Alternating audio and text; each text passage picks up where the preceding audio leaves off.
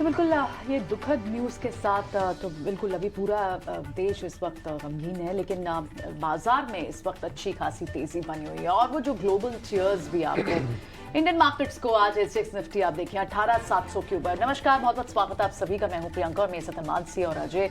तो global markets में तो हमने देखा बेस्ट वीक था नैस्डैक का, इनफैक्ट पिछले 18 महीने में, 16-18 महीनों में। और आप इस तरह से बात करें तो डाउ में भी इनफैक्ट जनवरी से लेकर अब तक का बेस्ट वीक था, ट्रंकेटेड वीक, बहुत अच्छा वीक जा रहा है उनका। देखिए ऐसा है कि जी हाँ, आप बात तो सही कह रही हैं कि दुनिया भर में बहुत जबरदस्त रैली आ रही है। यस। और मैं आपको बता दूं कि उसका रीजन सिर्फ डेट सीलिंग ही नहीं है। आने वाले जो फेड मीट में फिर से एक पॉज होगा और लोगों को ये लग रहा है बड़ा पॉज हो सकता है, क्योंकि डेटा बहुत कमजोर है। अगर आप पीएमआई डेटा देखिए जो हांगकांग में आया ओवर द वीकेंड, कमजोर था। फ्राइडे को आपने बहुत बड़ी कमोडिटी फॉल देखी, सारे मेटल जो हैं बहुत शार्पली गिरते हुए नजर आए। इनफैक्ट जो ओपेक ने ऑयल प्रोडक्शन कट भी संभाला है वो भी इसी बात पे है, क्योंकि डिमांड गिर रही है बहुत ज्यादा। तो इकोनॉमिक डेटा कमजोर हो रहा है, डिमांड गिर रही है, ग्लोबल मार्केट रैली कर रहे हैं, ये सोच के कि bad news is good news. Fed जो है रेट कट जो है करीब आते जा रहे हैं और पॉज लंबा होगा। लेकिन खैर, और हम इस हफ्ते न्यू हाई की तरफ भी जाएंगे, हम अपने मार्केट्स की बात करें। बट ये बहुत ही अनफॉर्चुनेट इंसिडेंट जो वीकेंड में हुआ, बहुत सारे लोगों ने अपनी जानें गंवाई, करीब 275 नंबर अभी तक है। और इस समय में भी, इस दौर में जब हमने रेलवेज में लास्ट कुछ सालों में इतना कैपेक्स किया है, इतना मॉडर्नाइजेशन किया है सिग्नल्स को लेके, अभी तक ये तस्वीर साफ नहीं हुई है कि ये टेक्निकल एरर था या ह्यूमन एरर था। हालांकि रेलवे बोर्ड ने एक कमिटी सीबीआई तक को बोला है कि भाई आप पता करिए कि मामला क्या है। बहुत ही दुखद हुआ। हर आदमी यही बात पूछ रहा है कि सिग्नलिंग में ह्यूमन एरर हुआ है या टेक्निकल एरर है। सिग्नलिंग की एक्चुअली जो फॉल्ट थी वो पहले से रेड फ्लैग की गई थी कुछ महीने पहले, तो उस पे काम क्यों नहीं हुआ या क्या रीजन रहे, वो अभी अब सारी चीजें मोदी जी भी गए वहाँ पे, रेल मिनिस्टर भी काफी ज्यादा काम करते हुए नजर आए। ये सारी चीजें तो बात की बात है। मैंने जिन परिवारों ने अपनी जानें खोई उन्हीं के दिल से पूछी कि क्या बीत रही होगी उनको। बहुत सारे हमारे बड़े उद्योगपतियों ने भी ये बात बताई है कि हम मदद हमारे लाइक जो मदद हो सके। चाइल्ड एजुकेशन स्पॉन्सर कर रहे हैं काफी लोग, काफी कॉर्पोरेट्स भी कर रहे हैं, प्लेयर्स भी कर रहे हैं, लेकिन जो नुकसान हुआ है वो कभी वापस नहीं हो सकता। वो नहीं वापस तो ये बड़ा अनफॉर्चुनेट हुआ, बहुत ही ज्यादा दुखद था ये ओवर द वीकेंड जो हमें। और सरकार बिल्कुल हरकत में आ चुकी है और पहली दफा ऐसा हो रहा है कि जितनी जल्दी हो सके तभी के तभी मुआवजे की रकम जो है वो देने की भी यहाँ पर मुआवजा तो ऐसा है कि मुआवजा में जितनी भी मदद, जो चले गए उसका कोई मुआवजा नहीं होता है, लेकिन ये है कि जो लोग हैं उनके लिए जो भी हो सके सरकार की तरफ से, बड़े कॉर्पोरेट्स की तरफ से, बड़ा अनफॉर्चुनेट था। अब देखना ये कि जल्दी जल्दी नॉर्मलाइज कैसी होती है लाइफ। बिल्कुल, भारतीय रेल पर हमें नाज है, लेकिन इस तरह के एक्सीडेंट्स जो हैं दोषियों को सख्त सजा मिलेगी। प्रधानमंत्री मोदी की तरफ से ये ताज़ा बयान आता हुआ दिखा है।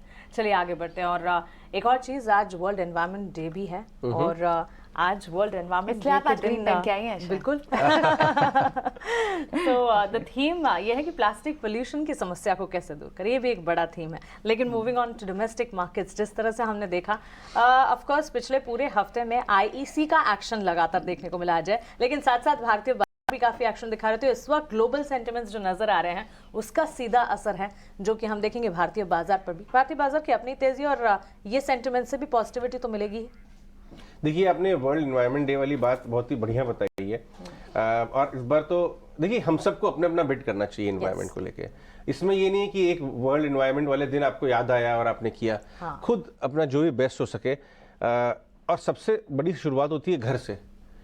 घर से कैसे शुरुआत होती है? सूखा कचरा और गीला कचरा अलग अलग रखें, अलग अलग डब्बे में, क्योंकि वो कंपोस्ट बन सकता है। नहीं तो प्लास्टिक को तो 100 साल लग जाते हैं डिकम्पोज होने में। शुरुआत वहां से होती है। फिर आप पानी वेस्ट मत करिए घर पे। अगर आप एक बाल्टी से नहा सकते हैं तो आप 4 बाल्टी इस्तेमाल मत करिए।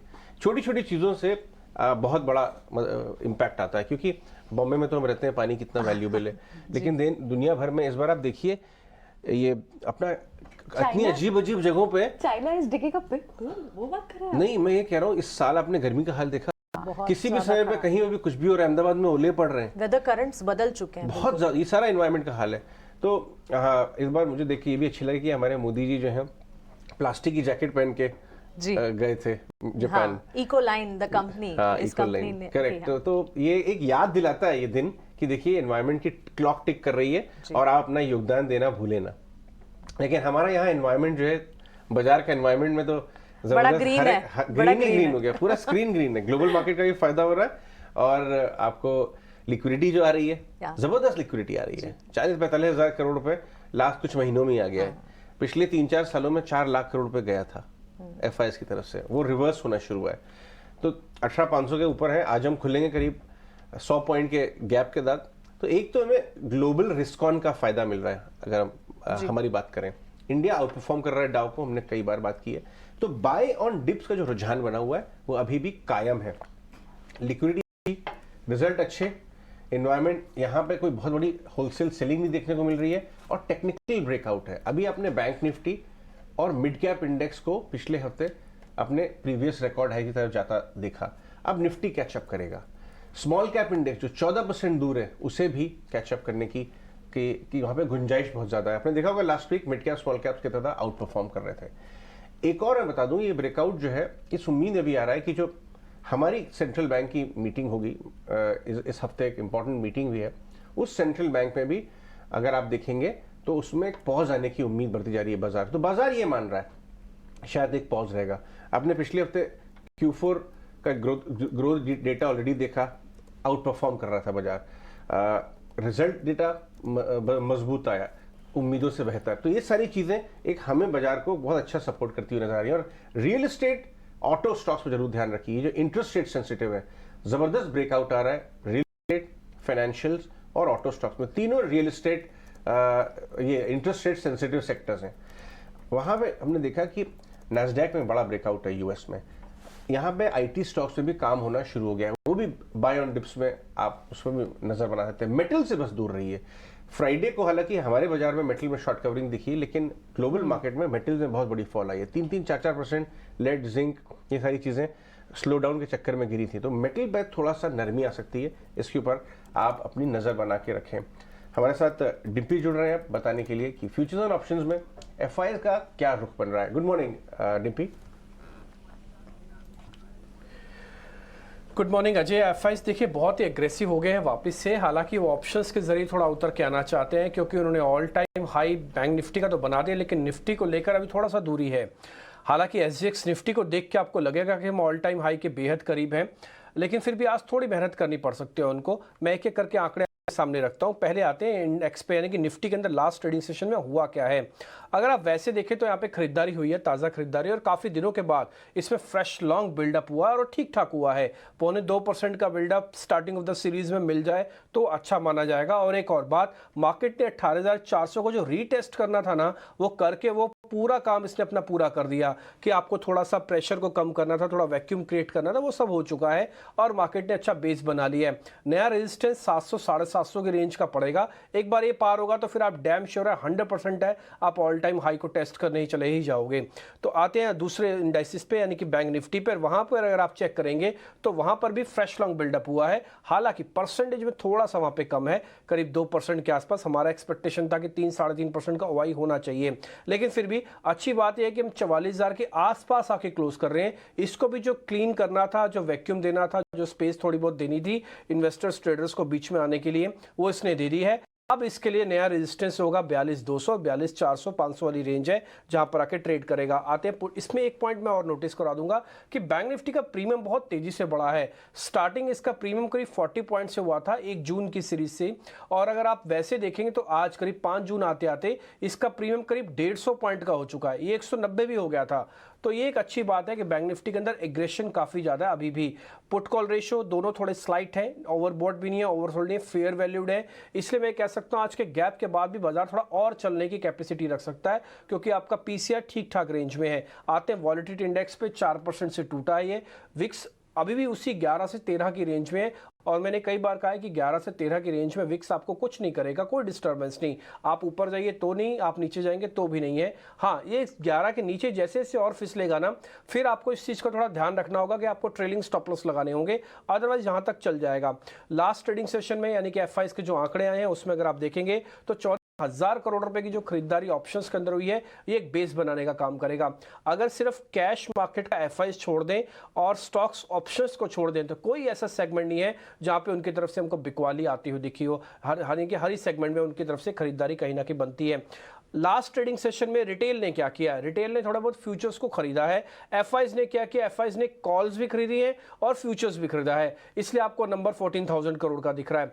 ऑप्शंस के अंदर क्या हो रहा है? देखिए एग्रेसिव है काफी ऑप्शंस ट्रेडर्स जो 18,500 400 की कॉल्स को ट्रेड कर रहे हैं और ये निफ्टी में एग्रेशन दिखता है। हालांकि अगर आप बैंक निफ्टी में जाएंगे ना, वो एग्रेशन कॉल पुट में नहीं है, क्योंकि बैंक निफ्टी के पास अभी भी 44,000 के इर्द गिर्द वाले पॉइंट है, जबकि निफ्टी अपने सपोर्ट को टेस्ट करके वापस ऊपर पहुंच जाता है। इसलिए आज रियल टेस्ट ऑप्शंस चेन में आपको बैंक निफ्टी को चेक करना होगा। अगर वो 44,000 के ऊपर बना रहता है आज दिन भर में, तो आप देखेंगे सेकंड हाफ बैंक निफ्टी के लिए ज्यादा अच्छा होगा निफ्टी के मुकाबले। और अगर एफआईज की लॉन्ग पोजीशन करेंगे तो वो 47% लॉन्ग है और रिटेल लॉन्ग करके बैठा है 50% के आसपास। तो ऐसे कौन से स्टॉक्स हैं जिसमें एफएनओ के हिसाब से सबसे शानदार काम हो रहा है इस समय? डिम्पी, देखिए हीरो मोटोकॉर्प एक ऐसा शेयर है जहां पे अच्छी खासी शॉर्ट कवरिंग देखने को मिल रही है। आज ये शेयर पे ज़रूर ध्यान रखना चाहिए और पावर स्टॉक्स को नहीं भूलना चाहिए। अमूमन हम पावर स्टॉक्स को इसलिए छोड़ देते हैं कि ये तो वन डे प्लेयर है, लेकिन अगर आप इनकी पोजिशनली चेक करेंगे पीएफसी, आरईसी, एनटीपीसी को, तो आपको दिखेगा कि इन्होंने इस सीरीज़ के अंदर ना केवल इस सीरीज़ की शुरुआत में बल्कि सीरीज़ के एंड होते होते भी अच्छे रिटर्न्स दिए हैं। तो आज मैं बोलूँगा कि पावर स्टॉक्स में पीएफसी, इस पर ज़रूर ध्यान रखिए, इसकी अच्छी क्लोजिंग है। और एक ऑटो स्टॉक है हीरो मोटोकॉर्प, इसके अंदर अच्छी शॉर्ट कवरिंग आई है, आप इसको भी जरूर आज नोटिस कर सकते हैं। चलिए मितेश पंचाल से अपनी बातचीत आगे लेके चलते हैं। गुड मॉर्निंग मितेश, इस हफ्ते निफ्टी क्या ऑल टाइम हाई मारेगा? सबसे सीधा सवाल, बाजार को उम्मीद है कि हो सकता है, आपके सिस्टम्स और मेथड्स क्या बोल रहे हैं? देखिए सिस्टम और मेथड तो कैटेगरिकली यही बोल रहे हैं Ajay ji. Very good morning to panelist and good morning to you as well, कि निफ्टी शायद ये वीक में हाई मारे कि नहीं मारे ये पता नहीं है, लेकिन ज़बरदस्त तेजी मिड कैप और स्मॉल कैप्स में के अंदर है। और हम लोग कंटिन्यूसली पहले से बता रहे हैं कि it's a time to look at the sectoral indices, क्योंकि अगर आपने सेक्टोरियल इंडाइसिस के ऊपर फोकस नहीं किया तो डेफिनेटली एक बहुत बड़ा जो मौका है वेल्थ क्रिएट करने का वो आप गवाएंगे। और आपने ओपनिंग रिमार्क्स में बहुत ही सटीक तरीके से ये इंफॉर्मेशन दी है कि कहीं ना कहीं रियलिटी सेक्टर को देखना चाहिए, और सिस्टम और मेथड भी यही कर रही है कि अगर आप निफ्टी रियलिटी इंडेक्स को देखेंगे तो यहाँ से 15 से 20% अगले 3 से 6 महीने में आने की उम्मीद है। तो हमारा पूरा जो रुझान है वो हेडलाइन इंडेक्स के ऊपर कम लेकिन सेक्टोरियल इंडेक्सेस के ऊपर ज़्यादा है। हमने कंटिन्यूसली ये कहा है कि निफ्टी एमएनसी इंडेक्स जो है वो अपने ऑल टाइम हाई के ऊपर है, और यहाँ से एमएनसी स्टॉक्स के अंदर अगर आप पिछले एक वीक में देखेंगे तो राइट फ्रॉम बॉश से लेके 3M से लेके स्कॉफलर से लेके सनोफी, फाइजर, इन सब में एक बहुत ही तगड़ी मूव आई है और ये मूव गोइंग फॉरवर्ड कंटिन्यू भी रहेगी। तो हमारे हिसाब से अजय जी यहाँ पे निफ्टी और बैंक निफ्टी को डेफिनेटली देखना तो चाहिए, क्योंकि वो हेडलाइन इंडेक्स है, लेकिन पैसे कमाने के ज़्यादातर मौके जो है वो मिड कैप और स्मॉल कैप इंडेक्स में कपल्ड विद सेक्टोरियल इंडाइसिस में है। और हमारा यहाँ पे सेक्टोरियल इंडाइसिस में in terms of picking preference सबसे पहले है निफ्टी एमएनसी इंडेक्स, उसके बाद है एफएमसीजी इंडेक्स और उसके बाद है रियलिटी इंडेक्स। तो हम लोग ये 3 सेक्टर को अभी सिस्टम और मेथड के हिसाब से रिकमेंड कर रहे हैं अपने क्लाइंट को, और डेफिनेटली अभी रुझान मिड कैप और स्मॉल कैप के ऊपर बहुत ज़्यादा होना चाहिए, क्योंकि वहाँ पे बहुत बड़े पैमाने के ऊपर कुछ चुनिंदा स्टॉक्स है जहाँ पे बहुत ही strong rally on the card है। ओके मितेश, आपने बताया पैसा कमाने का मौका आपको मिड कैप स्मॉल कैप में ज़्यादा जल्दी मिलेगा, वहाँ बेहतर मिलेगा, तो बताइए कौन से स्टॉक्स हैं जिससे आज हमारे व्यूअर्स पैसा कमाएं?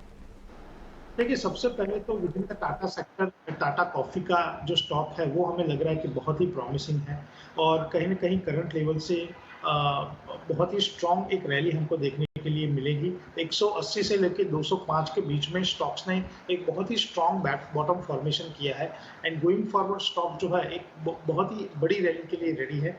तो हमारे हिसाब से सबसे पहले टाटा कॉफ़ी के ऊपर हमारा एक सिस्टम और मेथड के हिसाब से पॉजिटिव रुझान है, जहां पे 205 के स्टॉप लॉस से इसको लेना चाहिए। ऊपर में टारगेट आपका 260 और 280 का रहेगा। दूसरा है within the monopoly sector Phillips Carbon Black Limited PCBL नाम का एक शेयर है, जहां पे हमको लग रहा है कि यहाँ पे पूरे सेक्टर की एक री रेटिंग हो रही है based on system and method, और ये जो री रेटिंग हो रही है वो बहुत लंबी अवधि के लिए रहेगी, एटलीस्ट अगले 2 से 3 साल के लिए। तो हमारा हिसाब से पीसीबीएल करंट के लेवल के ऊपर लेना चाहिए। बिटवीन 80 रुपीज से लेके 110 रुपीज में बहुत ही बड़ा एक्यूमुलेशन हुआ है वीकली एंड मंथली चार्ट के ऊपर, और ये एक नए ट्रेंड की शुरुआत इंडिकेट कर रहा है। तो करंट लेवल के ऊपर पीसीबीएल लेने की सलाह रहेगी। सीएमपी के ऊपर 137 ऑड रुपीज के ऊपर 120 का उसका स्टॉप लॉस रहेगा। टारगेट 180 एंड 200 रहेंगे। और लास्ट अभी डोमेस्टिक फार्मा सेक्टर में mid cap domestic pharma stocks में बहुत ही एक स्ट्रॉन्ग बज है, तो उसमें से हमने सुवेन फार्मा सिस्टम और मेथड ने आइडेंटिफाई किया है। और यहाँ पे भी एक बहुत ही स्ट्रॉन्ग ये स्टॉक्स में, क्योंकि फार्मा में डोमेस्टिक फार्मा में आपको बहुत ही कॉम्प्लिकेटेड बिजनेसेस अलग अलग होते हैं डिपेंडिंग अपॉन द कंपनी। तो Suven pharma within the pharma sector system और मेथड ने सिर्फ सुवेन फार्मा को ही अभी आइडेंटिफाई किया है within the mid cap counter. 380 से लेकर 420 में बहुत ही स्ट्रॉन्ग एक्यूमुलेशन हुआ है। तो सुवेन फार्मा का एक जो हम करंट लेवल के ऊपर रिकमेंड कर रहे हैं। स्टॉप लॉस यहाँ से 450 रुपये का रहेगा। एसएल टारगेट रहेगा 550 और 600 का। और डिस्क्लेमर के तौर के ऊपर हम बता दें कि जो हम सिस्टम और मेथड फॉलो कर रहे हैं उसमें जनरली टारगेट एक हम ट्रेंड रिवर्सल आइडेंटिफाई करते हैं, नए स्टॉक्स कैसे विद इन द सेक्टर बाहर आते हैं वो आइडेंटिफाई करते हैं। तो टारगेट्स हमारे थोड़े लंबे होते हैं। तो चलिए मितेश पांचाल की राय, डोमेस्टिक फार्मा प्लेस पर फोकस है। फार्मा सेक्टर हम देख रहे हैं लगातार डिफेंसिव्स के साथ साथ सेक्टर स्पेसिफिक भी काफी अच्छा एक्शन दिखा है, साथ ही ऑटो एंसिलरी और पर्टिकुलरली मिड कैप और small cap. Of course investor participation यहाँ लगातार बढ़ा है और ब्रॉड इंडिसेस ने लगातार बाजार को साथ भी दिया है। लेकिन त्रिमूर्ति सेगमेंट 3 खबरें लेकर आए हैं हम, जो आपके लिए जानना जरूरी है। ये वो खबरें हैं जो शुक्रवार को बाजार बंद होने के बाद आई हैं और उसका इम्पैक्ट आज इन स्टॉक्स पर पड़ता दिख सकता है। त्रिमूर्ति सेगमेंट लेकर शरद है हमारे साथ। गुड मॉर्निंग शरद, बताइए।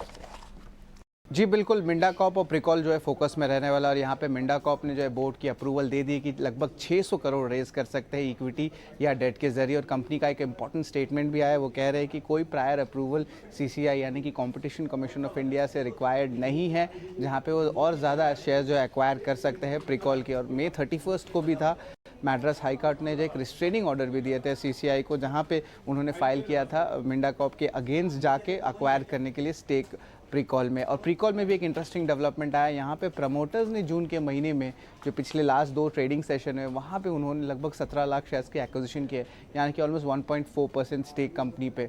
अब देखा जाए तो ईटी नाउ स्वदेश में जो है मैनेजमेंट ने कहा था कि वो अलाउ नहीं करेंगे हॉस्टाइल टेक ओवर जो मिंडा कॉप करना चाहते हैं। और अगर देखा जाए तो प्रमोटर का स्टेक लगभग अभी 36.5% स्टेक मार्च क्वार्टर में, तब ये जो है स्टेक बढ़ के ऑलमोस्ट 38% हो चुका है। इंडोको रेमेडीज रहेगा दूसरा स्टॉक फोकस में, और कंपनी को जो है मिली है OAI यानी कि ऑफिशियल इंडिकेटेड यूएसएफडीए द्वारा उनके गोवा मैन्युफैक्चरिंग फैसिलिटी लिए।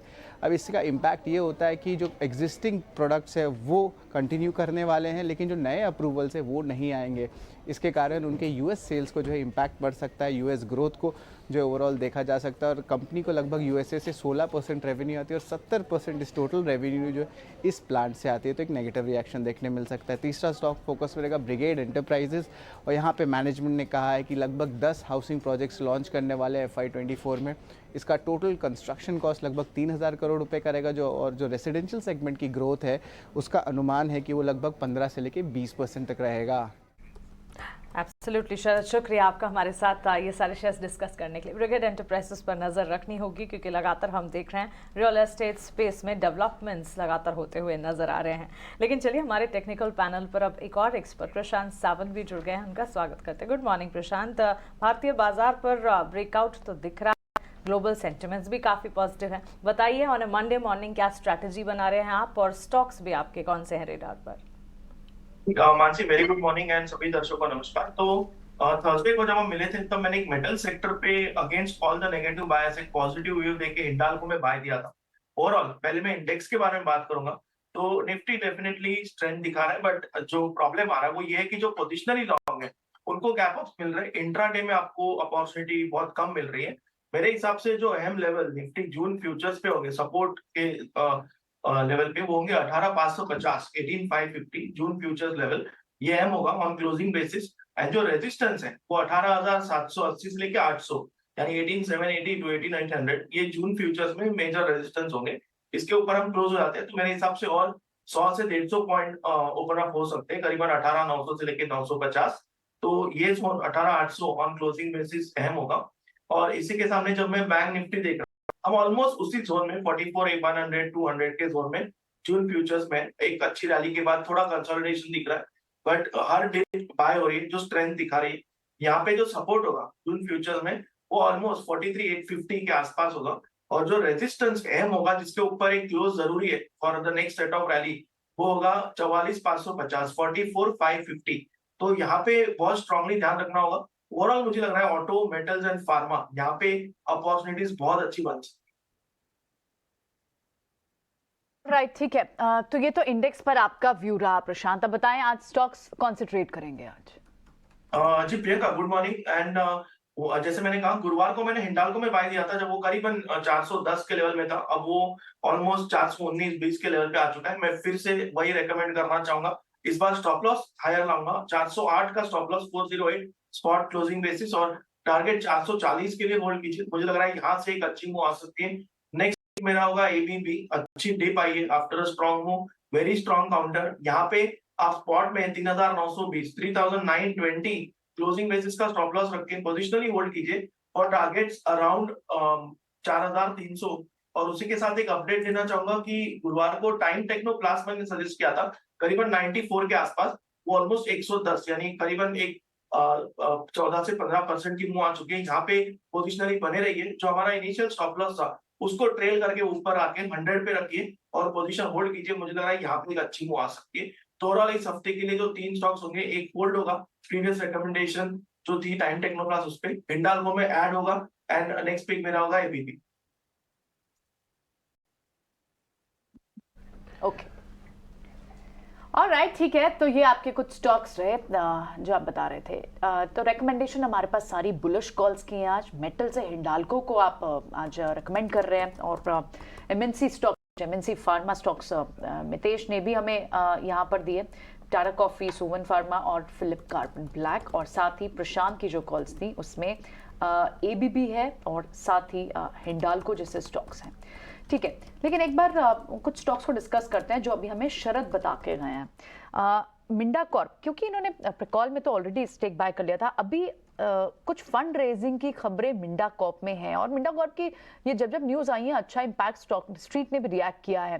क्या आज इस न्यूज़ पर कि ये फंड रेज करने वाले हैं, और फंड रेज को ऑफकोर्स कंपनी कैपेक्स के लिए, बेटर यूटिलाइजेशन के लिए, तो ऐसे न्यूज़ पर ज़्यादातर बाजार रिएक्ट करता भी है। मिंडा कॉर्प पे क्या आज प्रशांत बाय करेंगे आप? जी प्रियंका, ओवरऑल अगर मैं शुक्रवार के वॉल्यूम को देखूं तो वही एक स्टैंड आउट वॉल्यूम है, popping out of the chart जिसे कहते हैं, उस तरह का वॉल्यूम है। और वहां पे ब्रेकआउट भी दिखा है, यानी वो वीकली क्लोजिंग हो गया, तो स्ट्रॉन्ग वीकली क्लोजिंग है, बैक बाय वॉल्यूम। मुझे लग रहा है यहाँ कोई भी डिप मिले, आप 275 275 क्लोजिंग बेसिस स्पॉट में स्टॉप लॉस रखो और बिल्कुल पोजीशन बना लो। यहाँ से अगर ये पिकअप हो जाए तो मुझे हैरानी नहीं होगी अगर 335-40 का लेवल भी दिखा दे। बस डाउनसाइड कैप कर लो, 275 क्लोज हो जाए तो ही एग्जिट करना, वरना बने रही। ठीक है, ये अच्छा आपने स्टॉक इसके बारे में बताया। ये प्रिकॉल में बड़ा इंटरेस्टिंग काम हो रहा है। एक तरफ प्रिकॉल के मैनेजमेंट कहते हैं कि हम बेचना नहीं चाहते, लेकिन कहीं ना कहीं उसके चारों तरफ एक बायर घूम रहा है जिन्होंने बाजार से बहुत बड़ा स्टेक ले लिया है। प्रिकॉल के चार्ट्स क्या कहते हैं? अगर हम एक साल में देखें तो प्रिकॉल का भाव 240 हो गया, करीब 100 रुपए के आसपास से धीरे धीरे चलते चलते, और 52 वीक हाई पर ही है स्टॉक। रुके रहना चाहिए यहाँ पर भी?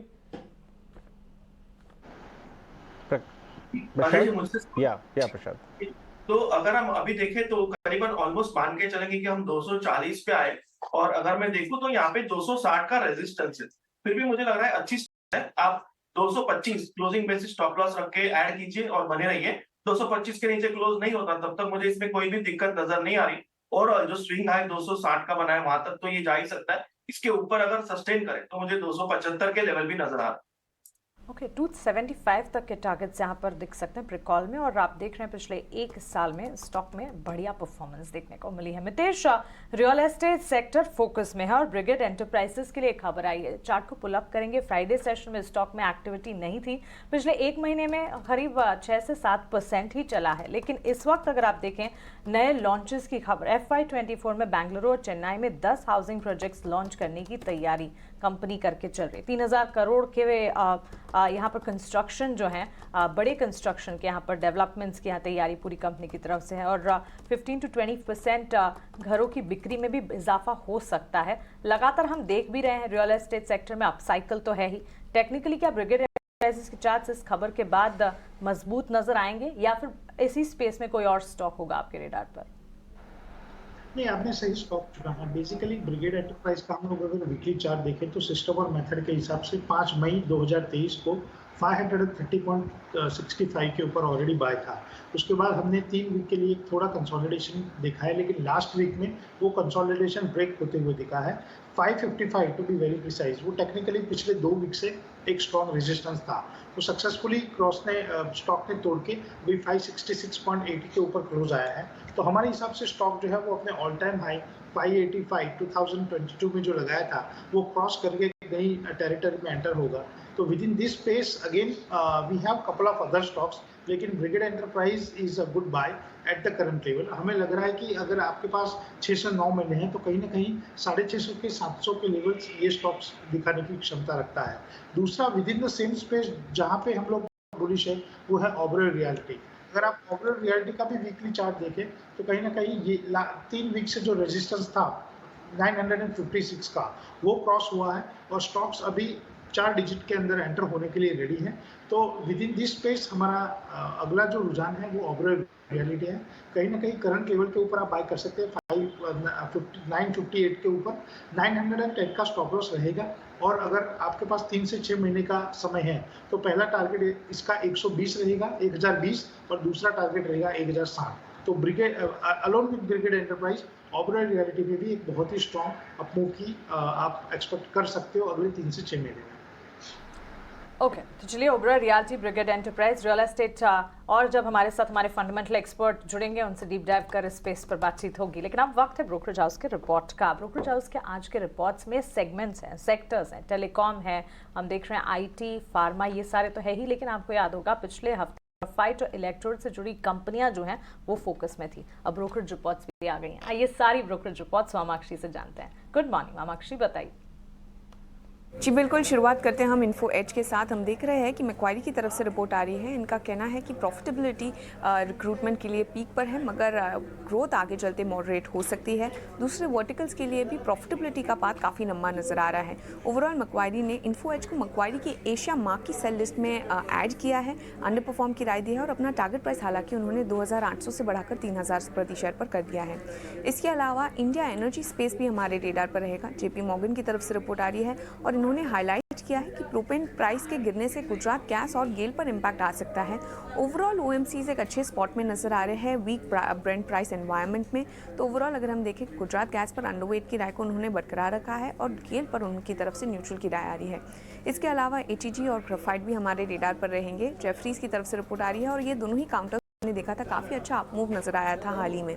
डिमांड हेडविंड्स जेफरीज के मुताबिक परसिस्ट कर सकते हैं FY24 में। इनफैक्ट उन्होंने अपने इलेक्ट्रो और एवरेज सेलिंग प्राइसेस और यूटिलाइजेशंस दोनों ही कंपनीज के लिए उनकी तरफ से उन्होंने अपने अनुमान को घटाया है। डिकार्बनाइजेशन एक मीडियम टर्म टेलविंड रह सकता है। तो लार्जली HEG और ग्रेफाइट पर उन्होंने अपना टारगेट प्राइस ज़रूर कट किया है, मगर खरीदारी की राय इन दोनों ही काउंटर्स पर उनकी तरफ से आ रही है।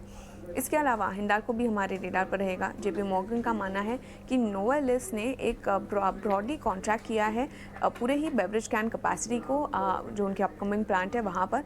नियर टर्म अर्निंग्स भी हिंडाल्को के लिए काफ़ी मजबूत नजर आ रहे हैं। इनफैक्ट JP मॉर्गन का मानना है कि करंट लेवल्स पर जो रिस्क रिवॉर्ड रेशियो है वो भी काफ़ी आकर्षक है और इसी के चलते वो वेट की राय आ रही है टारगेट प्राइस 490 के साथ। इसके अलावा वेदांता और हिंदुस्तान जिंक भी हमारे रेडार पर रहेगा। JP मॉर्गन का मानना है कि FY24 वेदांता के लिए चैलेंजिंग रह सकता है अगर LME, जिंक और एल्यूमिनियम प्राइसेस में रिकवरी देखने नहीं मिल सकती। डिविडेंड पे आउट भी हाई रह सकता है। ओवरऑल वेदांता पर उन्होंने अपनी रेटिंग को डाउनग्रेड किया है, ओवरवेट की रेटिंग से न्यूट्रल की रेटिंग दी है और अपना टारगेट प्राइस भी घटाया है। और हिंदुस्तान जिंक पर अंडरवेट की राय दी है, यहाँ पर भी उन्होंने अपना टारगेट प्राइस घटाया है। आखिर में हम फोकस करेंगे टेलीकॉम स्टॉक्स पर। गोल्डमैन सैक्स का मानना है कि लाइकली मीनिंगफुल टैरिफ हाइट्स के एक्सपेक्टेशंस है और मार्केट शेयर गेन्स भी एक्सेलरेट हो सकते हैं भारती एयरटेल के लिए, और उनका मानना है कि मार्केट ये एलिमेंट को मिस आउट कर रहा है। तो ओवरऑल भारती एयरटेल पर खरीदारी की राय आ रही है, उन्होंने अपना टारगेट प्राइस भी बढ़ाया है। वोडाफोन आइडिया की हालांकि बिकवाली की राय है और इंडस टावर्स पर उनकी तरफ से न्यूट्रल की राय है। ठीक है वामाक्षी, ये सारे स्टॉक्स बताने के लिए बहुत बहुत शुक्रिया। हम डिस्कस भी करेंगे, कई स्टॉक्स में काफ़ी ब्रेकआउट भी दिखाई दे रहा है जैसे भारती वगैरह। लेकिन एक और इम्पॉर्टेंट मामला है जो बाजार के रेडार पे है, बाजार बहुत पैनी नज़र लगा के बैठा है। एक तरफ तो खबरें ये आ रही हैं कि मॉनसून की शुरुआत होने ही वाली है, बट कहीं पे ये भी एक सेंस आ रहा है कि कहीं थोड़ा सा डिले ना हो जाए उसमें। डिले का शब्द एकदम बाजार को पसंद नहीं आएगा। हमारे साथ आईएमडी के साइंटिस्ट जुड़ रहे हैं, हमारे साथ डीएस पाई साहब हैं, डॉक्टर डीएस पाई, बात करने के लिए। पाई साहब गुड मॉर्निंग, बहुत बहुत शुक्रिया। इस समय स्थिति क्या है, ज़रा आप हमें साफ करके बताएं कि थोड़ा डिले चल रहा है लेकिन पहुंचेगा ज़रूर, या थोड़ा ये मामला गंभीर है, या बहुत ज़्यादा गंभीरता से लेने वाला डर नहीं है? Good morning. अभी मानसून लास्ट एक हफ्ते से ऑलमोस्ट हमारा डोर स्टेप में है। ओके, ओनली थिंग जस्ट एक पुश चाहिए, monsoon will reach to Kerala. Last almost एक हफ्ते से आपने देखा होगा पूरा अरेबियन सी में अच्छी क्लाउडिंग ऑर्गेनाइज हो रहा है। Monsoon winds getting stronger and उसका मानसून डेप्थ भी बढ़ रहा है। लेकिन और ये केरल में भी कल से इंक्रीज्ड रेनफॉल एक्टिविटी देखना मिला है, और हमें अनुमान है कि नेक्स्ट 2-3 दिन में ज्यादा बारिश मिलेगी में, और ये कंडीशंस फेवरेबल हो रहे हैं मानसून ऑनसेट होने के लिए। लेकिन हमारा कुछ क्राइटेरिया है, वो सेटिस्फाई करने के लिए हम लोग वेट कर रहे हैं। और रेनफॉल भी थोड़ा बढ़ने के बाद कोई नेक्स्ट 2 या 3 दिन में मानसून ऑनसेट की संभावना है केरल। चिंता का कोई विषय नहीं है आपके हिसाब से, ये मुझे समझ में आ रहा है। बस यही बता दीजिए कि वेस्ट साइड में, मुंबई साइड में कब आने वाला है मानसून? बड़ी गर्मी है एक तो, और स्टॉक मार्केट के ऊपर जब तक उसकी बिल्डिंग के ऊपर बारिश नहीं होती है ना, मार्केट फैक्टर इन नहीं करता है मानसून को। देखिए इस ईयर पे आपने देखा होगा मई मंथ में वेस्टर्न डिस्टर्बेंस के कारण थोड़ा लैंड पूरा कूल है। एक्चुअली वो जो पुलिंग मिला है मानसून को, when it will reach close to उसका सदर्न टिप में, ये नहीं मिल रहा।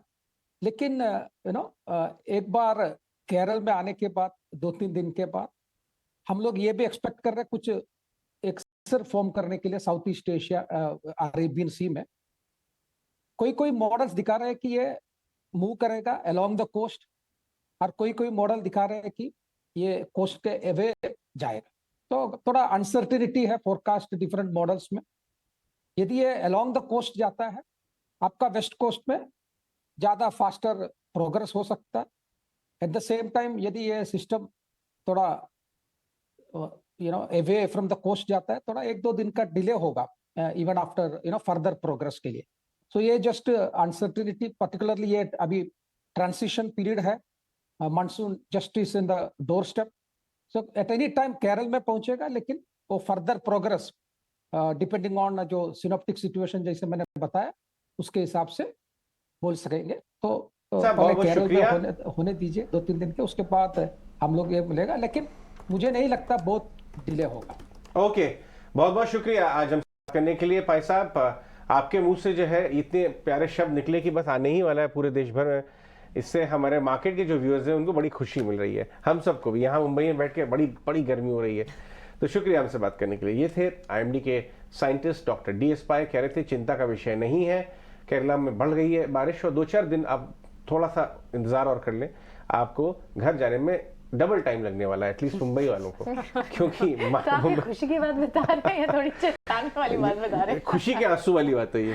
खुशी भी है, गर्मी कम होगी, अजय बिल्कुल रैशनली जो है वो बता रहे हैं कि होने वाला है, डबल टाइम लगने वाला है। खैर आगे बढ़ते हैं। अविनाश गोरखशेखर हमारे साथ जुड़ रहे हैं, खालिस मुंबईकर हैं वो सोच रहे हैं खुश हूं मैं या मैं एक्चुअली उदास हूं, लेकिन बाजार की तरफ उन्हें ज्यादा टिल्ट है तो आई एम श्योर वो खुश होंगे। अविनाश गुड मॉर्निंग, शुक्रिया। बहुत सालों से हमने देखा है कि जो 2 व्हीलर स्टॉक्स है ना, वो एक आइडियल रूरल प्ले है, स्पेशली मॉनसून प्ले। खुशहाली आती है, किसानों के जेब में पैसे आते हैं तो वो गाड़ियां खरीदते हैं। 2 व्हीलर्स में एक रिबाउंड होना शुरू हो गया है। इनफैक्ट हीरो मोटो, जिसमें सबसे बड़ा गैप था नई गाड़ियों का, उसने खूब तबीयत से नई लॉन्चेस करना शुरू कर दिया है। कभी हार्ले के साथ महंगी गाड़ी, कभी बजट वाले साइड में भी। अब देखिए वीकेंड में ही उन्होंने एक और बजट एडिशन निकाला है। स्टॉक भी चल रहा है 2900 रुपये आ गया 2200 वाला।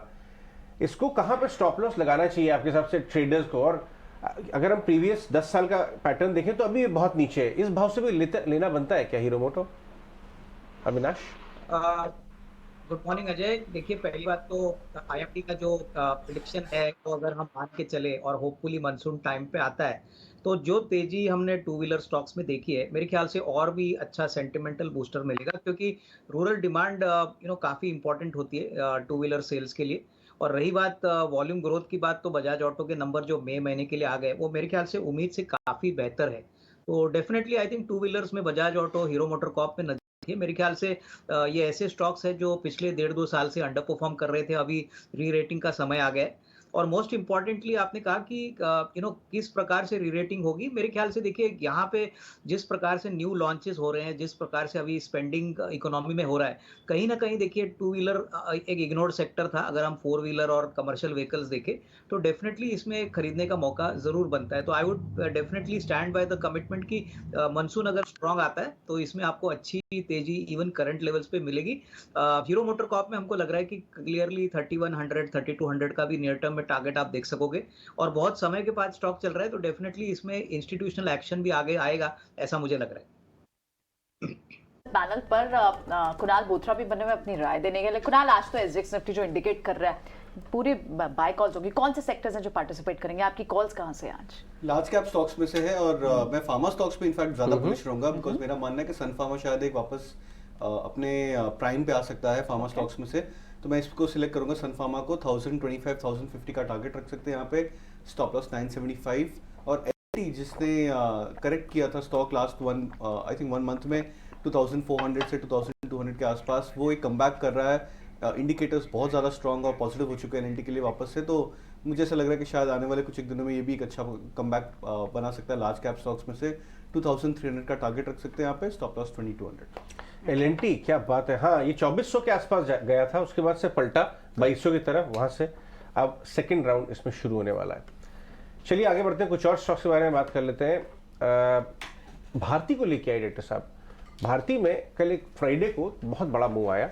आज वामाक्षी ने एक ब्रोकरेज रिपोर्ट का भी मेंशन किया है। भारती में भी एक सेकेंड राउंड शुरू हो रहा है। अगर आप इसका 6 महीने का ग्राफ देखें, ये 880 के आसपास से पलटा था, नीचे 700 गया और अब धीरे धीरे चलना शुरू हो गया। डायरेक्टर साहब थोड़ा लंबा ग्राफ लेके आइए। प्रशांत, भारती में क्या व्यू बन रहा है? वापस आ जाए इसके अंदर, इस भाव से ले लें? जी अजय जी, ऑनेस्टली मैं इस स्टॉक को ट्रैक नहीं करता हूँ, फिर मैं व्यू डेफिनेटली दूंगा, क्योंकि यहाँ पे मुझे ऐसा लगता है not worth the effort. But अगर मैं करंट लेवल पे देखूं तो मुझे लग रहा है कि ये करीबन ऑलमोस्ट 855 860 के जोन तक जा सकता है। अभी हम 835 के आसपास है। मेरे हिसाब से आप स्टॉप लॉस रखो 825 पे 825 और 860 865 के आसपास के टारगेट के लिए होल्ड करो, कंफर्टेबली वहां तक जा सकता है। ठीक है। मितेश ने एक बहुत इंटरेस्टिंग बात बोली थी, मैं वापस जाना चाहूंगा। मितेश, आप कह रहे थे कुछ सेक्टर इंडिसेस बड़ा ब्रेकआउट दे रही हैं। अभी अभी कुणाल ने एलएनटी बोला तो मुझे ध्यान आया कि एमएनसी इंडेक्स है। एमएनसी इंडेक्स में बहुत सारे कंपनीज हैं, एमएनसी फार्मा है, एमएनसी कैपिटल गुड्स हैं, और एमएनसी इंडेक्स के बारे में ज़्यादा लोग बात नहीं करते हैं। आप एमएनसी इंडेक्स के बारे में बताएं डॉक्टर साहब। 6 महीने का ग्राफ लाइए, 1 साल का, या और कुछ उससे कंपोनेंट्स जिसमें आपको लगती है तेजी आ सकती है। देखिए, with in the MNC sector मैंने पहले भी आपको बताया था कि बहुत ही कम चैनल्स है जहाँ पे कम एनालिस्ट हैं जहाँ पे एमएनसी निफ्टी एमएनसी स्टॉक्स ये बास्केट को ट्रैक किया जा सकता है। उसके 2 प्रमुख रीज़न हैं। पहले तो एमएनसी स्टॉक्स का जो फ्री फ्लोट है मार्केट में वो बहुत कम है, तो रिटेलर या एक लेवल के ट्रेडर्स उसमें इंटरेस्ट नहीं रखेंगे क्योंकि ये नॉन लिक्विड काउंटर्स है। और दूसरा कि कोई भी आप एमएनसी स्टॉक देख लो, मेजॉरिटी ऑफ द स्टॉक्स वो 4 या 5 डिजिट में है, मतलब 5000, 6000, 9000 या फिर 10000, 15000, 13000। तो ये 2 रीजन है क्योंकि बहुत सारे लोग इसको ट्रैक नहीं करते। लेकिन सिस्टम और मेथड ने फॉर द क्वार्टर एंडिंग 30 सितंबर 2022 को एक बहुत ही बड़ा मूव आया था एमएनसी इंडेक्स में, जहां पे 16805 से लेके एक ही क्वार्टर में 20338 48 तक का एक बहुत ही स्ट्रॉन्ग मूव आता। तब से लेके आज तक हम लोग एमएनसी इंडेक्स में बहुत बुलिश है। ना within the MNC index we are of the view के जो ऑटो में एमएनसी स्टॉक्स है, फॉर एग्जांपल ले लो या हनीवेल ले लो, वहाँ पे एक बहुत ही स्ट्रॉन्ग तगड़ा मूव देखने के लिए मिलेगा। दूसरा विद इन द फार्मा अगर आप देखो फाइजर पे पिछले 2 या 3 दिन से अगर आप मूव देखो, with in the pharma Pfizer है, सनोफी है, ग्लैक्सो है, इसमें भी एक बहुत ही तगड़ा मूव हमको देखने के लिए मिला है। उसके अलावा जो डाइवर्सिफाइड सेक्टर्स है उसमें भी एक बहुत ही तगड़ा मूव है। तो एमएनसी स्टॉक्स को भी रडार पे रखना चाहिए। As of now MNC index is trading at 20,986। We are of the view अगले 3 या 6 महीने में अजय जी, अगर कोई सेक्टोरियल इंडाइसिस या थीमेटिक इंडेक्स जो दमखम रखती है 10 से 15% अप मूव का, तो वो एमएनसी इंडेक्स है। तो एमएनसी स्टॉक्स के ऊपर नजर रहनी चाहिए। ठीक है, ओके तो चलिए एमएनसी स्टॉक्स पर नज़र होनी चाहिए और कुछ डिफरेंशिएटेड कॉल्स यहाँ पर आती हुई कंजम्पशन थीम पर भी हमारी नज़र है और एक बड़ी खबर हम आप तक पहुँचाएंगे भी। लेकिन इस बीच HEG और ग्राफाइट इनके चार्ट्स को एक बार पुल अप करते हैं। करीब करीब 12% की मजबूती। अविनाश जी, अच्छी मजबूती नजर आई थी फ्राइडे सेशन में दोनों ही स्टॉक्स में। ग्राफाइट इलेक्ट्रोड इनफैक्ट स्पेस ही था जो फोकस में था। हालांकि डिमांड को लेकर कुछ हेडविंड्स अभी भी नजर आ सकते हैं, ये ताज़ा जेफरीज के रिपोर्ट का मानना है। लेकिन डीकार्बनाइजेशन एक टेलविंड भी है जो मीडियम टर्म में पॉजिटिव साबित हो सकता है। आप क्या कहेंगे? नहीं, बिल्कुल। देखिए, ग्राफाइट इलेक्ट्रोड्स में इंडिया में 2 ही कंपनियां हैं और जो अभी न्यूज़ रिपोर्ट्स मिल रहे हैं वो ऐसा है कि ग्लोबली जो चाइना का जो प्रोडक्शन है ग्राफाइट इलेक्ट्रोड्स का वो काफ़ी लिमिटेड है। तो अगर चाइना का सप्लाई प्रॉपर सप्लाई में आता नहीं है तो डेफिनेटली जो ग्लोबल टाइटनिंग है ग्राफाइट इलेक्ट्रोड्स के प्राइसेस में, ये डेफिनेटली मेरे ख्याल से दोनों कंपनीज इंडिया में बेनिफिट करेगी, HEG और ग्राफाइट इंडिया। सबसे बड़ी बात रॉ मटेरियल को लेके जो नीडल कोक है जो काफ़ी इंपॉर्टेंट रॉ मटेरियल है, वहाँ पे HEG और ग्राफाइट काफ़ी वेल पोजिशनड है। इनके सप्लाईज का जो कॉन्ट्रैक्ट्स है वो काफ़ी वेल इंटैक्ट है। तो कहीं ना कहीं मार्केट ये अनुमान लगा रही है कि वापस अगर supply crunch graphite electrodes globally होता है चाइना के फैक्टर से, तो डेफिनेटली नियर टर्म में कंपनीज बेनिफिट करेगी। हालांकि देखिए, डोमेस्टिकली भी स्टील का प्रोडक्शन बढ़ रहा है, क्योंकि डोमेस्टिकली स्टील का प्रोडक्शन बढ़ता है तो ऑब्वियसली इनको यहाँ पे बेनिफिट मिलेगा। बट ग्लोबली अगर कोई प्राइस इंप्रूवमेंट आता है ये सप्लाई क्रंच से, तो वापस आपको एक शॉर्ट टर्म में मीडियम टर्म तेजी जरूर देखने को मिलेगी। वैसे भी HEG और ग्राफाइट इंडिया की बात करें तो बिजनेस मॉडल बहुत स्ट्रांग है, बैलेंस शीट बहुत स्ट्रांग है। इनफैक्ट HEG के पास काफी सरप्लस कैश भी है। तो मेरे ख्याल से देखिए, नियर टर्म में थोड़े से हेडविंड जरूर है, अगर ये ग्लोबल डेवलपमेंट पॉजिटिव होता है तो इसमें एक अच्छी तेजी आपको देखने को मिल सकती है। ठीक है, सो ग्राफाइट और HEG दोनों पे नजर रखें। लेकिन एक इंपॉर्टेंट फ्लैश आप नीचे भी देख रहे हैं सोर्सेज से या ITC पर हमारी एक्सक्लूसिव खबर भी है कि शक्तिभोग फूड्स के एक्विजिशन के लिए ITC ने भी बिड किया और ये मैटर थोड़ा उनका सॉर्ट होता हुआ दिखाई दे रहा है। ITC ऑलरेडी अच्छे खासे फोकस एरिया में है, चाहे इनके सारे SOTP के लिहाज से आप देखें तो FMCG सबसे कंट्रीब्यूटर है। देखिए, इसको लेकर बाजार काफी एक्साइटेड भी रहता है। बाजार ये चाहता है, ये मैनेजमेंट ये चाहता है कि उनके FMCG बिजनेस को बेटर वैल्यूएशन मिले। हाँ। अगर आप पिछले 2-3 बार से हमने जब बात की है पूरी हिसाब से, उन्होंने FMCG 51 घंटे बात की तो उन्होंने 45 मिनट्स FMCG बताया, क्योंकि जितने वो एफर्ट्स ले लें तो कई बार ये सिगरेट की वजह से इसके वैल्यूएशन FMCG के छुप जाते हैं। तो लेकिन वैल्यू अनलॉकिंग वहीं से होगी। अब वो जो है इतनी अग्रेसिव हो रही है कंपनी, उन्होंने मैनेजमेंट ने बोला है कि हमें मार्जिन एक्सपैंड करना है, FMCG पोर्टफोलियो बड़ा करना है, और ये जो आप कदम देख रहे हैं वो FMCG पोर्टफोलियो को बड़ा करने के डायरेक्शन में ही है, आपको नजर आ रहा है। स्टॉक में भयंकर ब्रेकआउट है, 400 जब से क्रॉस हुआ है 440। प्रशांत, आप तो ये ट्रैक करते हैं ITC, यहां से इसमें क्या ट्रेड है, इधर भी लिया जा सकता है क्या 450 के लिए? यहाँ पे आप अगर देखो तो एक जो गैप सपोर्ट और प्रीवियस रेजिस्टेंस जो है वो आप स्टॉप लॉस करके यूज कर सकते हो।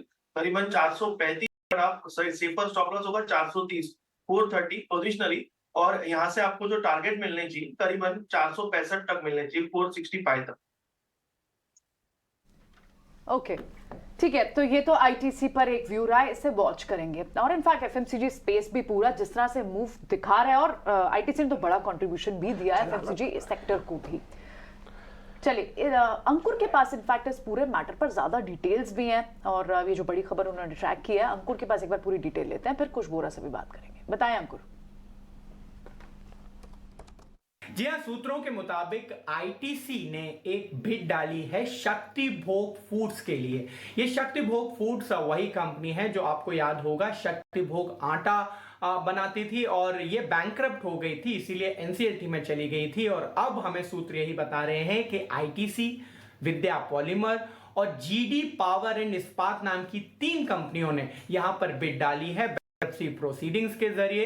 अब प्रोसेस यही है कि एक बार ये बिड्स ओपन की जाएंगी लेंडर्स द्वारा। सूत्र हमें यही बता रहे हैं कि जो तीनों बिड्स आई हैं वो 350 करोड़ रुपए से लेके 500 करोड़ रुपए के बीच है। और मैं इसका अगर आप टोटल एक्सपोजर देखें, मतलब कितना ड्यूज है, वो 7000 करोड़ रुपए से ऊपर का है।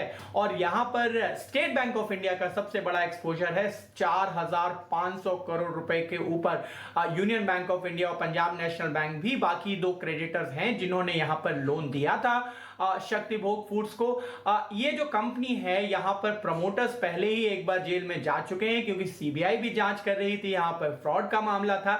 लेकिन लेंडर्स कोशिश यही कर रहे हैं कि उनका जो 7000 करोड़ रुपए बकाया है वो वापस आ जाए। हालांकि जो बिड्स आई हैं वो 95% के हेयर कट के आसपास आपको दिखाई दे रही हैं। अब देखना ये होगा कि लेंडर्स किसको H1 बिडर जल्दी घोषित करते हैं और फाइनली एनसीएलटी की मुहर लगती है। ऑलराइट, ठीक है, वॉच आउट करेंगे इस पूरे स्टॉक को, इस खबर को। शुक्रिया अंकुर ये अपडेट देने के लिए हमें। लेकिन चलिए बढ़ते हैं आगे, आज देख लेते हैं कि कुश के रडार पर कौन से स्टॉक्स है। कुछ बताएं, आपके कौन से रडार पे आज स्टॉक्स हैं?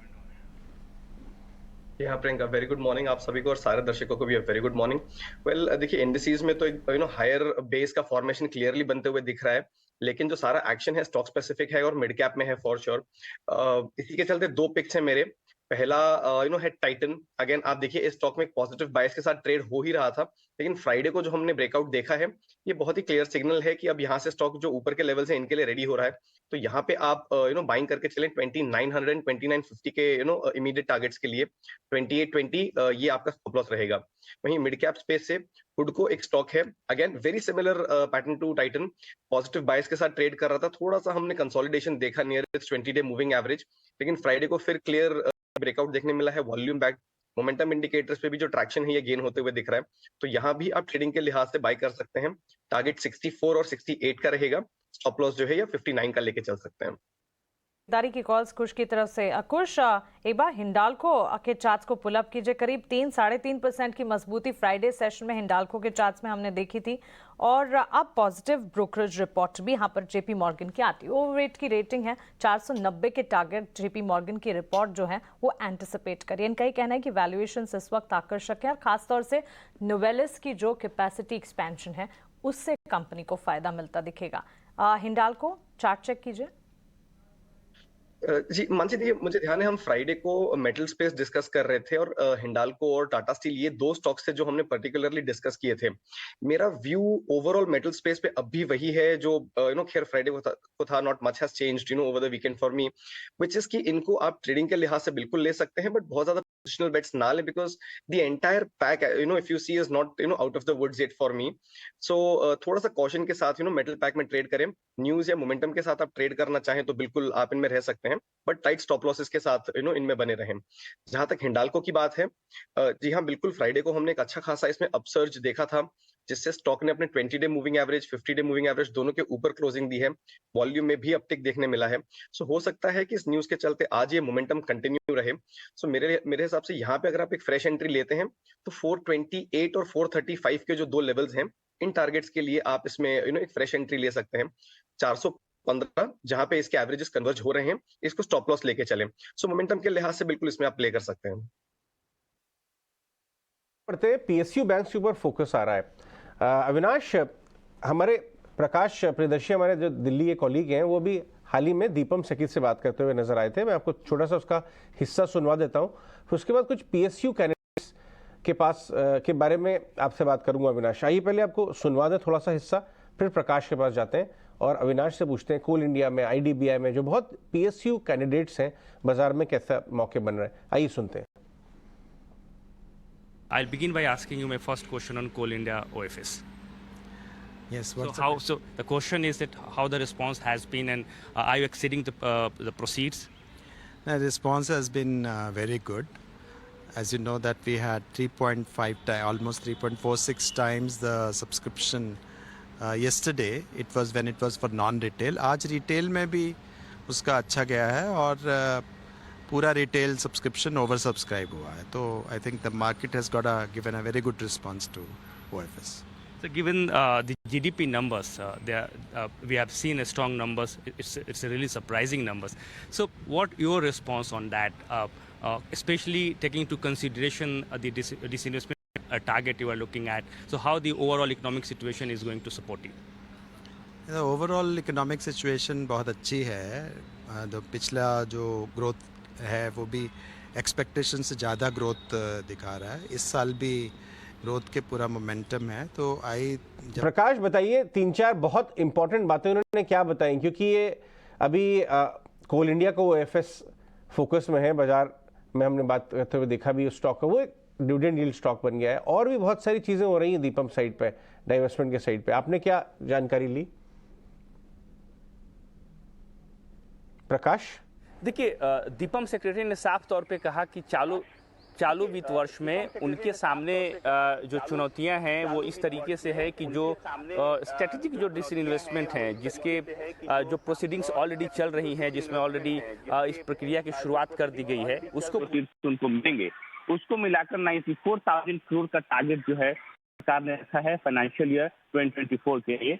और जो स्ट्रेटेजिक डिसइन्वेस्टमेंट जो कि सरकार चालू वित्त वर्ष में पूरा करना चाहती है और जिसके लेकर प्रक्रिया की शुरुआत कर दी गई है, उस पर अगर आप नजर डालें तो आईडीबीआई है, शिपिंग कॉर्पोरेशन ऑफ इंडिया है, बीईएमएल है, एनएमडीसी स्टील है, एचएलएल है, एचएलएल लाइफ केयर और पीडीआईएल. तो ये 5 ऐसे बड़े ट्रांजेक्शन हैं जिस पर सरकार का फोकस है.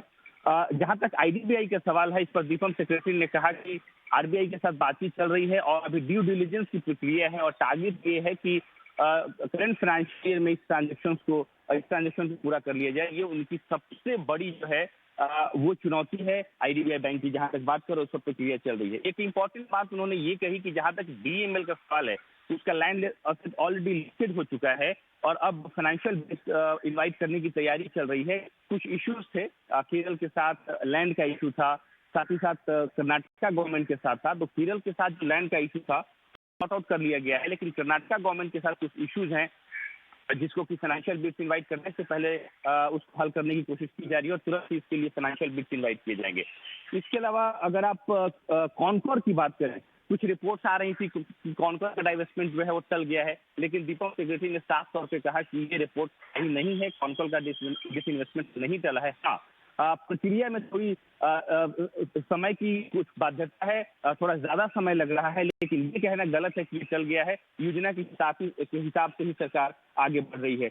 ये मोटे तौर पे उन्होंने पर्सपेक्टिव दिया कि किस तरीके से सरकार जो है राइट. ऑल राइट प्रकाश, बहुत बहुत शुक्रिया ये सारी बातचीत के लिए.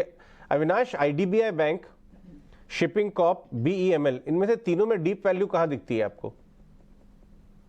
इनफैक्ट अजय, मुझे लग रहा है कि देखिए सबसे डीप वैल्यू तो आईडीबीआई बैंक में लग रही है, क्योंकि इस बैंक का ज्योग्राफिकल रीच और जिस प्रकार से कैपिटल स्ट्रक्चर है और अभी तो बैंक प्रॉफिटेबिलिटी में वापस आ चुकी है, तो मेरे ख्याल से इवन करंट लेवल्स पे रिस्क रिवॉर्ड काफ़ी अच्छा लग रहा है, क्योंकि अगले 3-6 महीने में होपफुली यहाँ पे स्ट्रेटेजिक सेल फाइनल होता है और कई बड़े ग्रुप्स यहाँ पे इंटरेस्ट दिखा चुके हैं. तो आईडीबीआई बैंक सबसे वेल पोजिशनड है. उसके बाद मुझे लग रहा है कि बीएमएल में भी डेफिनेटली काफ़ी अच्छा अट्रैक्टिव प्रोपोजिशन है. ऑर्डर बुक बहुत अच्छी है. इनके पास जो प्रोडक्ट्स है जैसे वैगन्स है, दूसरे कैपिटल गुड्स के कैटेगरी के प्रोडक्ट्स है, तो यहाँ पे भी ऑर्डर बुक एक रेवेन्यू विजिबिलिटी को बहुत शानदार तरीके से प्रेडिक्ट कर रही है. तो कहीं ना कहीं बीएमएल और आईडीबीआई बैंक, अजय, मुझे लग रहा है कि even at the current level अगर किसी को खरीदना है तो लंबी अवधि के लिए मुझे लग रहा है कि ये इवेंट्स एक बार प्ले आउट होते हैं तो इसमें आपको एक अच्छी तेजी देखने की पॉसिबिलिटी रहेगी. आईडीबीआई बैंक को आप यहाँ से रेकमेंड कर रहे हैं खरीदने के लिए? ठीक है, नजर रखेंगे मैं स्टॉक पर और उस पूरे स्पेस पर भी. लेकिन आज हमारे साथ एक और खास मेहमान, नए मेहमान हमारे से जुड़े हैं. अनुज गुप्ता हैं आज का मुनाफे का फंडा बताने के लिए. बताएं अनुज, मॉर्निंग का आईएफएल सिक्योरिटीज से. अनुज बताएं कौन से स्टॉक्स हैं आपके रडार पर?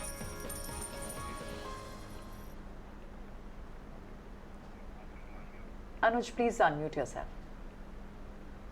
Good morning. देखिए, मैं पहला स्टॉक मेरा टाटा मोटर्स है. टाटा मोटर अगर आप देखेंगे तो 6 साल के हाइस पे ट्रेड कर रहा है. फंडामेंटली जाए तो कंपनी इस क्वार्टर में प्रॉफिट में आई है, जो कि लास्ट सेम ईयर क्वार्टर में लॉस में थी. करीबन जो प्रॉफिट है वो करीबन 5,400 करोड़ के आसपास का है, जो कि लास्ट ईयर करीबन 1,032 नेट लॉस में था. तो प्रॉफिटेबिलिटी कंपनी की इंक्रीज हुई है। वहीं अगर आप देखेंगे तो जो JLR की रेवेन्यू है वो भी करीबन 49% इंक्रीज हुआ है। कॉमर्शियल व्हीकल में जो रेवेन्यू है वो भी करीबन 14.6% के आसपास इंक्रीज रहा है। जो पैसेंजर व्हीकल है वहाँ पर भी हमने करीबन 15.3% के जो जंप है वो रेवेन्यू में आता हुआ देखा। तो ओवरऑल अगर आप देखेंगे तो जिस तरीके से स्टॉक ने परफॉर्म किया है और जो स्टॉक नेट लॉस से प्रॉफिट में कन्वर्ट होता हुआ दिखाई दिया, तो एक इंडिकेशन है कि कहीं ना कहीं जो कंपनी है वो रेवेन्यू साइड में और साइड में आती हुई दिखाई दे रही है। JLR की जो आंकड़े हैं वो काफी आश्चर्यजनक है और मुझे लग रहा है कि इससे काफी हद तक कंपनी को सपोर्ट मिलेगा। रिसेंटली हम स्टॉक परफॉर्म करते हुए देख रहे हैं। मुझे लगता है कि आने वाले 3 से 4 महीने में स्टॉक का टारगेट करीबन 600 से लेकर 620 तक हो सकता है। तो मेरे हिसाब से टाटा मोटर अपने पोर्टफोलियो में ऐड कर सकते हैं 3 से 4 महीने के लिए। ओके और ठीक है, ये तो हुआ टाटा मोटर्स। आपने एक ट्रेंडिंग सेक्टर को चूज किया और उसमें से एक one of the dark horse को चूज किया। दूसरा स्टॉक कौन सा होगा आपका? स्टॉक है महिंद्रा एंड महिंद्रा फाइनेंस। इसके पीछे रीजन ये है कि क्योंकि आगे मॉनसून आने वाला है और महिंद्रा एंड महिंद्रा का फाइनेंस का सबसे बड़ा जो शेयर होता है वो ट्रैक्टर बिक्री पे रहता है और उसमें फाइनेंस की काफी फैसिलिटी प्रोवाइड करते हैं। तो मेरे हिसाब से जैसे मॉनसून आने वाला है तो ट्रैक्टर साइड में काफी अच्छा इनको एक जंप मिल सकता है। वहीं अगर आप देखेंगे तो कंपनी जो अभी रिजल्ट आए हैं उसमें काफी अच्छा ग्रो किया है। 14% के आसपास जो नेट प्रॉफिट है कंपनी का क्वार्टर ऑन क्वार्टर बेसिस पे इन्होंने इंक्रीज किया है। वही जो नेक्स्ट इंटरेस्ट इनका भी इंक्रीज हुई है करीबन 1723 करोड़ के आसपास की। दूसरी तरफ जो इनकी इंपॉर्टेंस है, जो लोन बुक है वो करीबन 27% इंक्रीज हुई है। वहीं अगर आप देखेंगे तो जो लोन डिसबर्समेंट है लास्ट क्वार्टर करीबन 13,700 करोड़ के आसपास का है, जो कि एक अच्छा अमाउंट है। मुझे लगता है कि इससे कंपनी को काफी एक सपोर्ट मिलता हुआ दिखाई देगा और डेफिनेटली मॉनसून के में मुझे लग रहा है कि एक अच्छे नंबर्स और कंपनी दे सकती है लोन साइड में। तो कहीं ना कहीं मुझे लग रहा है कि महिंद्रा एंड महिंद्रा फाइनेंस आने वाले 3 से 4 महीनों के लिए अच्छा स्टॉक पिक लग रहा है। तो इसमें जो टारगेट मुझे लग रहा है करीबन 310 से लेकर 330 तक के टारगेट आपको M&M फाइनेंस में देखने को मिल सकते हैं। बहुत बहुत शुक्रिया अनुज अपने कॉल्स देने के लिए। M&M फाइनेंस और टाटा मोटर्स की वीकेंड में कमेंट्री आई है और वो ये कह रहे हैं कि हमारा जो पैसेंजर व्हीकल बिजनेस है वो 5 to 7% ग्रो करेगा। उसकी ग्रोथ थोड़ी सी मॉडरेट होगी, लेकिन मैं आपको बता दूं बाजार के वैल्यूएशन में जो आप 540 रुपए का भाव देख रहे हैं टाटा मोटर्स में, पैसेंजर व्हीकल बहुत छोटा सा हिस्सा है। बड़ा हिस्सा JLR है जिसमें अच्छा काम हो रहा है। उन्होंने गाइड किया है हाई फ्री कैश फ्लो भी जल्दी आएगा समय से, जो स्ट्रीट पकड़ के चली थी, और ज्यादा आएगा।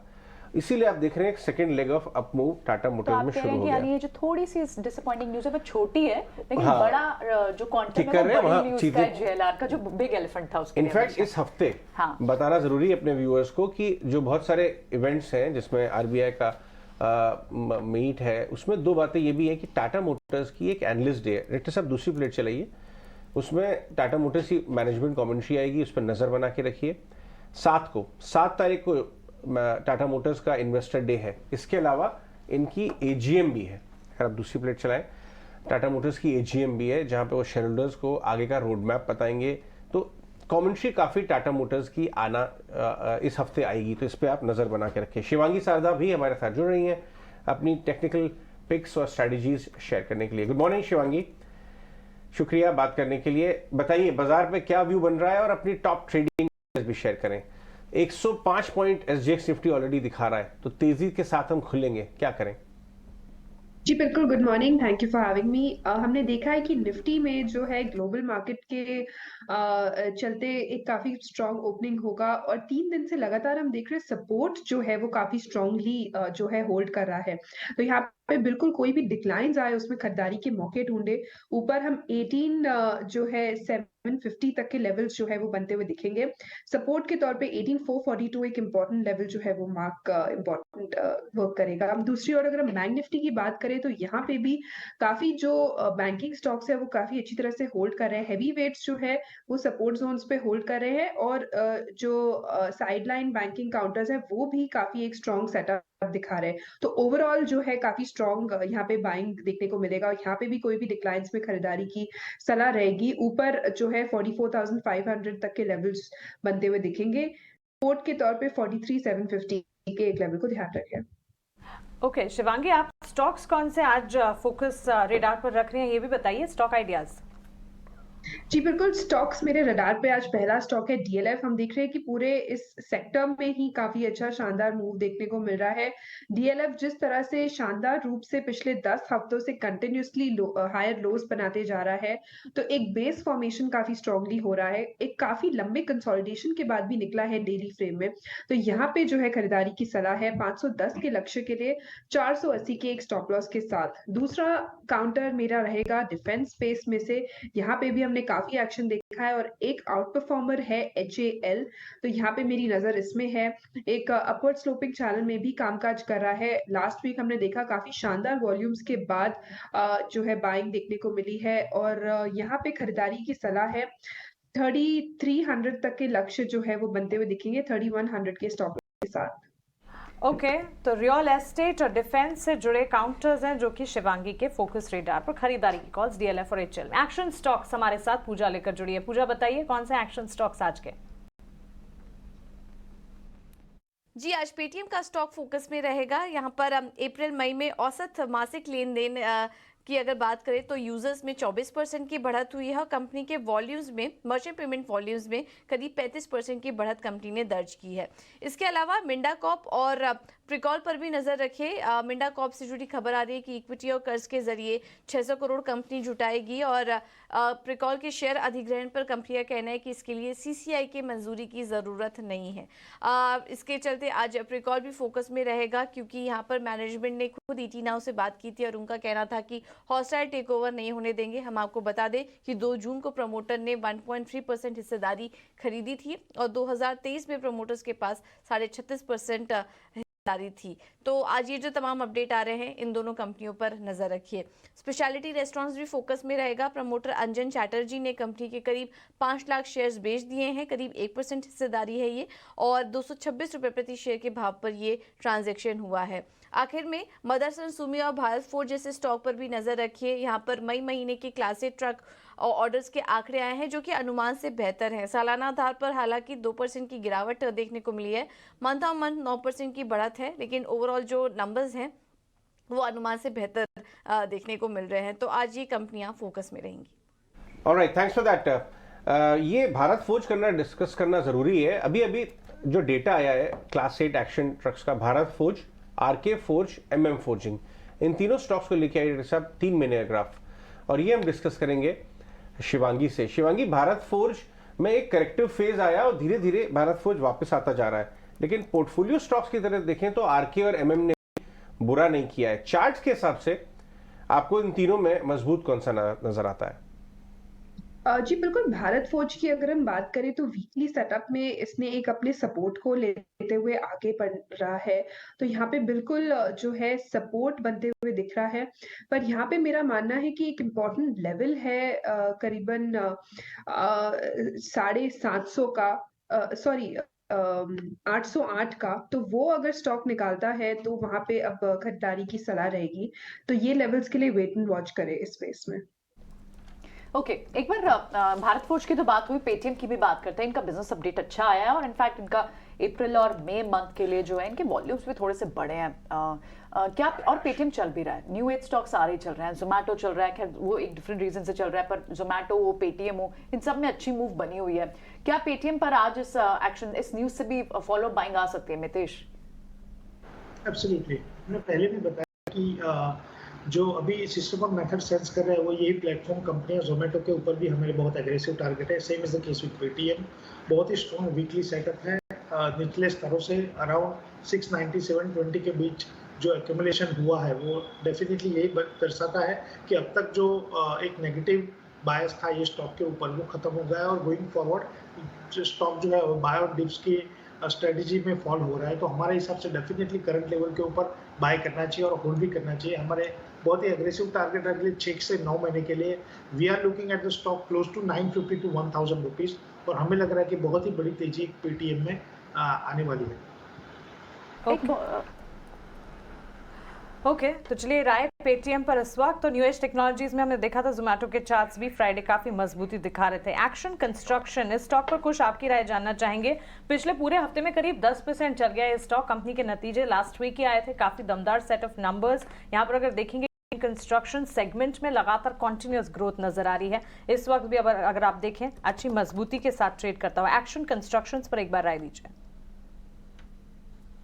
अभी भी इतने अच्छे मूव के बाद भी अगर मैं देखूं तो कहीं भी कोई पॉज या थमने का संकेत नहीं है। इसके कपल ऑफ टेक्निकल रीजंस ये हैं कि फ्राइडे को हमें एक बहुत क्लियर ब्रेकआउट मिला था, वॉल्यूम्स में हमने अपसर्ज देखा था, और जो कुछ मोमेंटम इंडिकेटर्स हैं इस पे हमें और फर्दर अपस्विंग का इंडिकेशन मिल रहा है। तो फिलहाल टेक्निकली जो ये फैक्टर्स हैं ये इसके फेवर में ही चल रहे हैं। हो सकता है कि साइकोलॉजिकल एक लेवल है 500 का, उसके आसपास थोड़ी सी प्रॉफिट बुकिंग या थोड़ा सा पॉज देख सकते हैं, but that will not be too much of a road block. शायद एक छोटा सा स्पीड ब्रेकर परहैप्स हो सकता है। ओवरऑल सेटअप मुझे अच्छा लग रहा है। आई वोंट बी सरप्राइज्ड कि स्टॉक आने वाले कुछ हफ्तों में 520 525 के जो जोन्स हैं यहां तक भी पहुंच जाए। ओवरऑल सेटअप पॉजिटिव है। फ्रेश बाइंग अगर आप करना चाहें तो 488 के स्टॉप लॉस से बाय करें। 520 का आपका पहला टारगेट रहेगा। 545 will be your second target. उसके बाद 540। लेकिन अब वक्त है बिग बुल ब्रोकरेज का।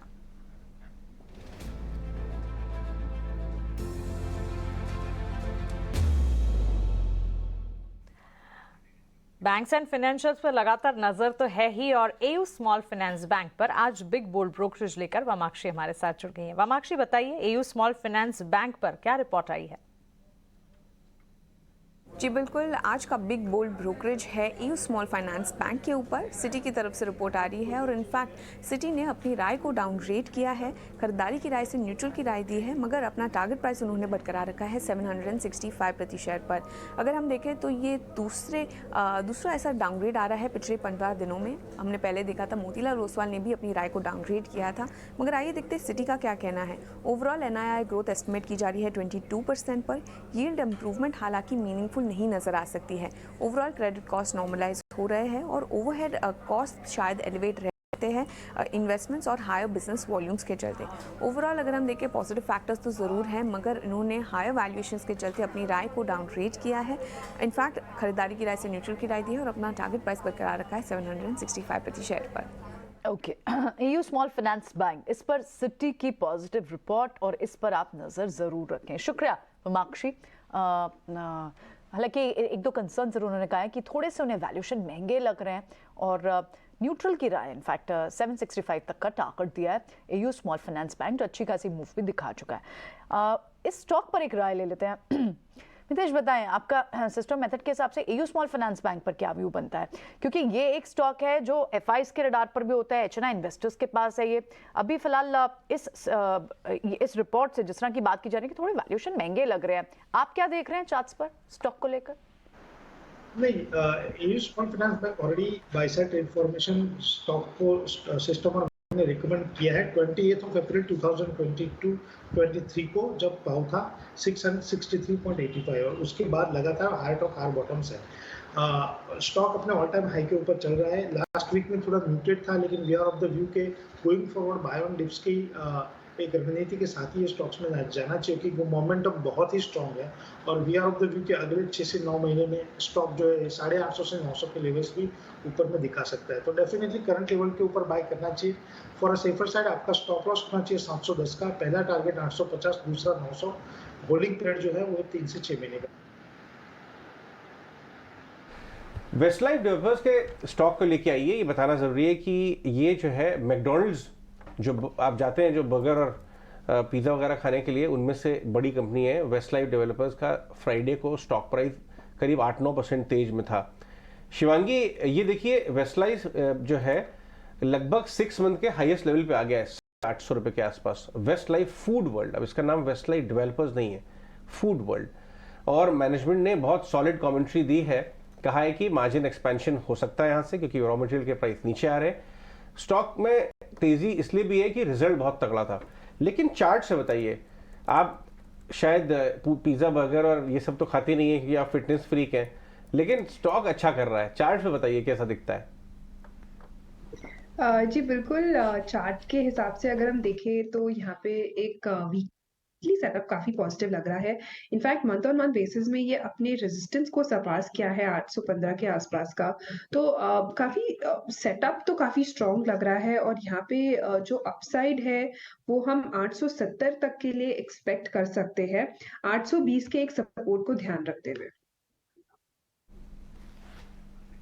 ओके, ये राय आपको मिलती हुई वेस्ट लाइफ पर खरीदारी की कॉल यहाँ पर, और इनफैक्ट ताज़ा यहाँ पर मैनेजमेंट कमेंट्स भी हैं जो पॉजिटिव हैं। जाइडस लाइफ और एल्केम लैबोरेटरीज, कुश इस पर आपकी राय दीजिए। प्री ओपन में भी मजबूती है और पिछले हफ्ते भी हेल्थ केयर डायग्नोस्टिक स्टॉक्स में एक्शन था। स्पेस में हमें ट्रैक्शन देखने मिला है। मैं एल्केम से शुरुआत करना चाहूंगा। वॉलेटिलिटी रही है इसमें, और आप देखें तो 20 डे मूविंग एवरेज के पास थोड़ा सा इसने प्रेशर लिया है और क्रॉस नहीं कर पाया है successfully for the last couple of days. तो मेरे हिसाब से यहाँ पे थोड़ा सा वेट एंड वॉच करें। ये एक बार आपका जो ये 3400 का जो लेवल है जहाँ पे ये ओपन हो रहा है, इसके ऊपर आधे घंटे के लिए सस्टेन करता है, तब आप इसमें मोमेंटम लौटते हुए देखेंगे। 3460 ये आपका पहला टारगेट रहेगा, 3500 दूसरा टारगेट, 3360 के आसपास अपना स्टॉप लॉस लेके चले। तो एल्केम लैब ओपन होने के बाद इन्हीं लेवल्स पे अगर सस्टेन करता है फॉर हाफ एन आवर, तब आप इसमें एक फ्रेश बाइंग इनिशिएट कर सकते हैं। जाइडस लाइफ साइंसेस की अगर बात करें, स्टॉक में मोमेंटम था, पॉजिटिव बायस के साथ कंसोलिडेशन चल रही है, और फ्राइडे को हमने रादर इसमें पॉजिटिव क्लोजिंग देखी है above its 20 day moving average. So ये मोमेंटम कंटिन्यू रह सकता है, although don't expect to big a jump because that's not the nature of this stock. So 528 और 535 के टारगेट के लिए इसमें आप एंट्री ले सकते हैं। स्टॉप लॉस जो है ये आपका 518 के आसपास रहेगा, बट एज आई सेड हो सकता है थोड़ा सा पेशेंस रखना पड़े, तो शायद कुछ दिनों का बेट हो सकता है rather than an intraday play. Shivangi, आप सरप्राइज, आपने कोई आईटी पैक से कॉल नहीं ली? एक भी मिड कैप आईटी अच्छे चल भी रहे थे लास्ट वीक। नैस्डैक में आप देखिए वहां पर एक अच्छा खासा रिबाउंड है, इतना स्ट्रॉन्ग स्ट्रेंथ आपको नैस्डैक इंडेक्स दिखाई दे रहा है। आईटी स्टॉक्स पे आज इंपैक्ट पड़ सकता है? जी बिल्कुल, आईटी पैक की अगर हम बात करें तो काफी स्ट्रांगली प्लेस्ड है। इनफैक्ट मेरी नजर यहाँ पे एम्फोसिस पे भी है, तो यहाँ पे ये अगर चार्ट स्ट्रक्चर हम इसका देखें तो काफी स्ट्रांगली प्लेस्ड है। वीक ऑन वीक बेसिस पे एक कंटिन्यूअस अप ट्रेंड देखने को मिल रहा है और काफी अच्छी तरह से ऊपर जोन्स पे होल्ड कर रहा है, यानी कि फॉलो अप बाइंग देखने को मिल रही है।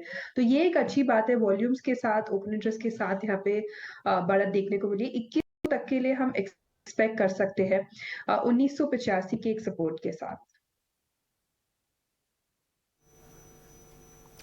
ओके, ठीक है। 50 सेकंड रह गए सिर्फ मार्केट के ओपन होने में, और इसी ओपनिंग के अंदर अगर आप देखेंगे तो आज शुरुआत में आपको हो सकता है थोड़े बहुत मेटल स्टॉक्स अच्छे दिख जाएं। आज हिंडाल्को शुरुआत में लीड लेगा करीब 0.25% के आसपास की। इस समय अपनी जो स्क्रीन पर आप देख पा रहे हो, निफ्टी के फ्रीज लेवल है 18,600 के ऊपर खुल रहा है। अच्छी बात है कि 18,500 का जिनके शॉर्ट्स है उनको 100 पॉइंट से कैप कर देगा, यानी कि उनके लिए 100 पॉइंट की मुश्किल खड़ी करेगा।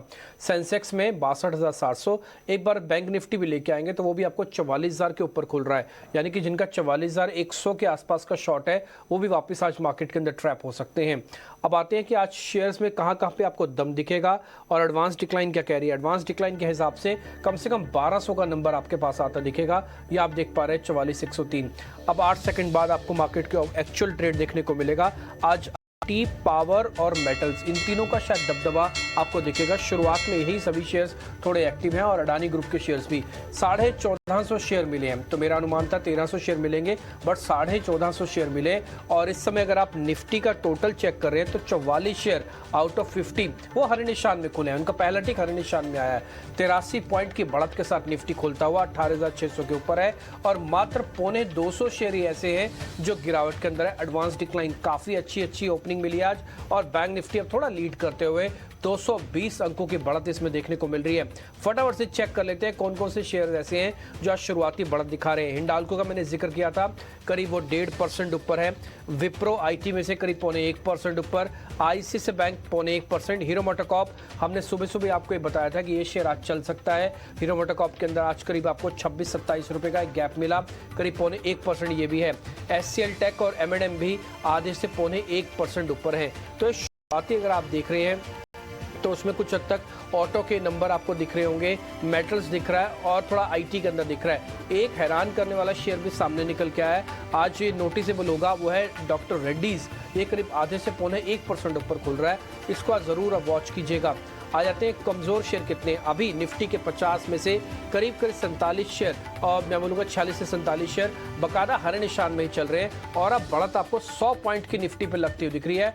और आंकड़ा अगर आप देखेंगे 1600 का पार हो चुका है, यानी कि खुलने के बाद करीब 200 शेयर और ऐसे आए जिन्होंने अपने आप को हरे निशान में कन्वर्ट कर दिया लास्ट ट्रेडिंग सेशन से। अगर आप देखें बीपीसीएल, आइशर, एशियन पेंट और नेस्ले, इन सब में गिरावट 1/4% तक की है, यानी कि गिरने वाले शेयर्स की आज डेंसिटी भी कम है और नंबर भी कम है और बढ़ने वाले शेयर की संख्या भी ज़्यादा है और उनका वेटेज यानी कि परसेंटेज में भी वो अच्छा चल रहे हैं। आ जाते हैं फटाफट से नेक्स्ट 50 के अंदर, फिर आपको छोटे मझोले शेयर्स के बारे में जानकारी मिल जाएगी। हीट मैप भी दिखा देंगे। Biocon, tube investment, Adani group के शेयर में से अडानी टोटल गैस और एनएमडीसी, टाटा टेली, डीएलएफ, ये कुछ एक शेयर्स हैं जहाँ पे 0.25% तक की बढ़त है। अब आप हीट मैप अपनी स्क्रीन पर देख पा रहे हैं, यहाँ पर देख पा रहे होंगे बजाज ग्रुप के दोनों शेयर, बजाज फिनसर्व फाइनेंस आज लीडरशिप में है। बीपीसीएल और अपोलो हॉस्पिटल्स के अंदर हल्की सी मुनाफा वसूली है। अपोलो हॉस्पिटल तो 2-3 दिन से चल रहा था, इसलिए यहाँ पे हल्की मुनाफा वसूली आपको आती हुई दिखी है। तो अब छोटे मझोले शेयर्स कैसे कर रहे हैं ट्रेड, मेहमान क्या कह रहे हैं, सीधा चलते मानसी के पास। मानसी, बिल्कुल, मिड कैप की शुरुआत भी अच्छी हुई है और शुरुआत में ही थोड़ी देर पहले कास्टिंग एंड फोर्जिंग स्टॉक्स की हमने बात की थी। लेकर आए हैं भारत फोर्ज, रामकृष्ण फोर्जिंग्स अच्छी मजबूती के साथ मिड कैप में टॉप परफॉर्मिंग स्टॉक्स इस वक्त आपको नजर आएंगे। भारत फोर्ज में करीब 2% की तेजी के साथ कामकाज हम देख रहे हैं। इसके अलावा अगर आप देखेंगे टाटा केमिकल्स के चार्ट काफी एक्टिव है, करीब 2% की तेजी यहां पर भी नजर आ रही है। ओबरॉय रियल्टी पर भी नजर डाले, रियल एस्टेट पैक में लगातार mid cap real estate stocks जो एक्शन दिखाते हैं। आज भी हमने देखा था कुछ न्यूज फ्लोज के चलते रियल एस्टेट स्टॉक काफी फोकस में, ओबरॉय रियल्टी में करीब 1-1.5% तक की तेजी। हेल्थ केयर डायग्नोस्टिक में भी अभी थोड़ी देर पहले जहां हमने बात की थी, ल्यूपिन के चार्ट्स आप देखिए, कुछ तमाम बैंक्स भी हैं जो कि अच्छा एक्शन दिखा रही हैं। प्रेस्टीज एस्टेट, आरईसी पीएफसी पिछले हफ्ते भी चले थे, इस हफ्ते भी अच्छी मजबूती के साथ यहाँ पर ट्रेड। ग्राफाइट और इलेक्ट्रोड से जुड़ी कंपनियों की बात हमने की थी, एचईजी और साथ ही ग्राफाइट इंडिया, दोनों स्टॉक्स आप देखिए करीब 3% की मजबूती यहाँ पर दिखा रहे हैं। प्राज इंडस्ट्रीज 2% की तेजी आप देखेंगे। इसके अलावा मजगांव डॉक जैसे काउंटर्स भी हैं जो कि अच्छा खासा एक्शन देख रहे हैं। मिड कैप सीमेंट प्लेस पर भी नजर रखी जाए क्योंकि पिछले हफ्ते से वहां पर भी एक्शन है। इंडिया सीमेंट जैसे काउंटर्स करीब 3% की तेजी दिखा रहे हैं। Positive start to the market और सारे इंडेक्सेस, ब्रॉड इंडेक्स हो चाहे फिर निफ्टी बैंक निफ्टी, अच्छा एक्शन दिखा रहे हैं। बिल्कुल, तो सबसे बढ़िया बात यह है कि हम अभी अपने गेन्स को एडअप करते हुए नजर आ रहे हैं। इंडिया सीमेंट्स के ऊपर डिस्कस करना बनता है। बाजार में बस ये है कि इंडिया सीमेंट्स के चारों तरफ फिर से बायर आ गया है, बायर घूम रहा है।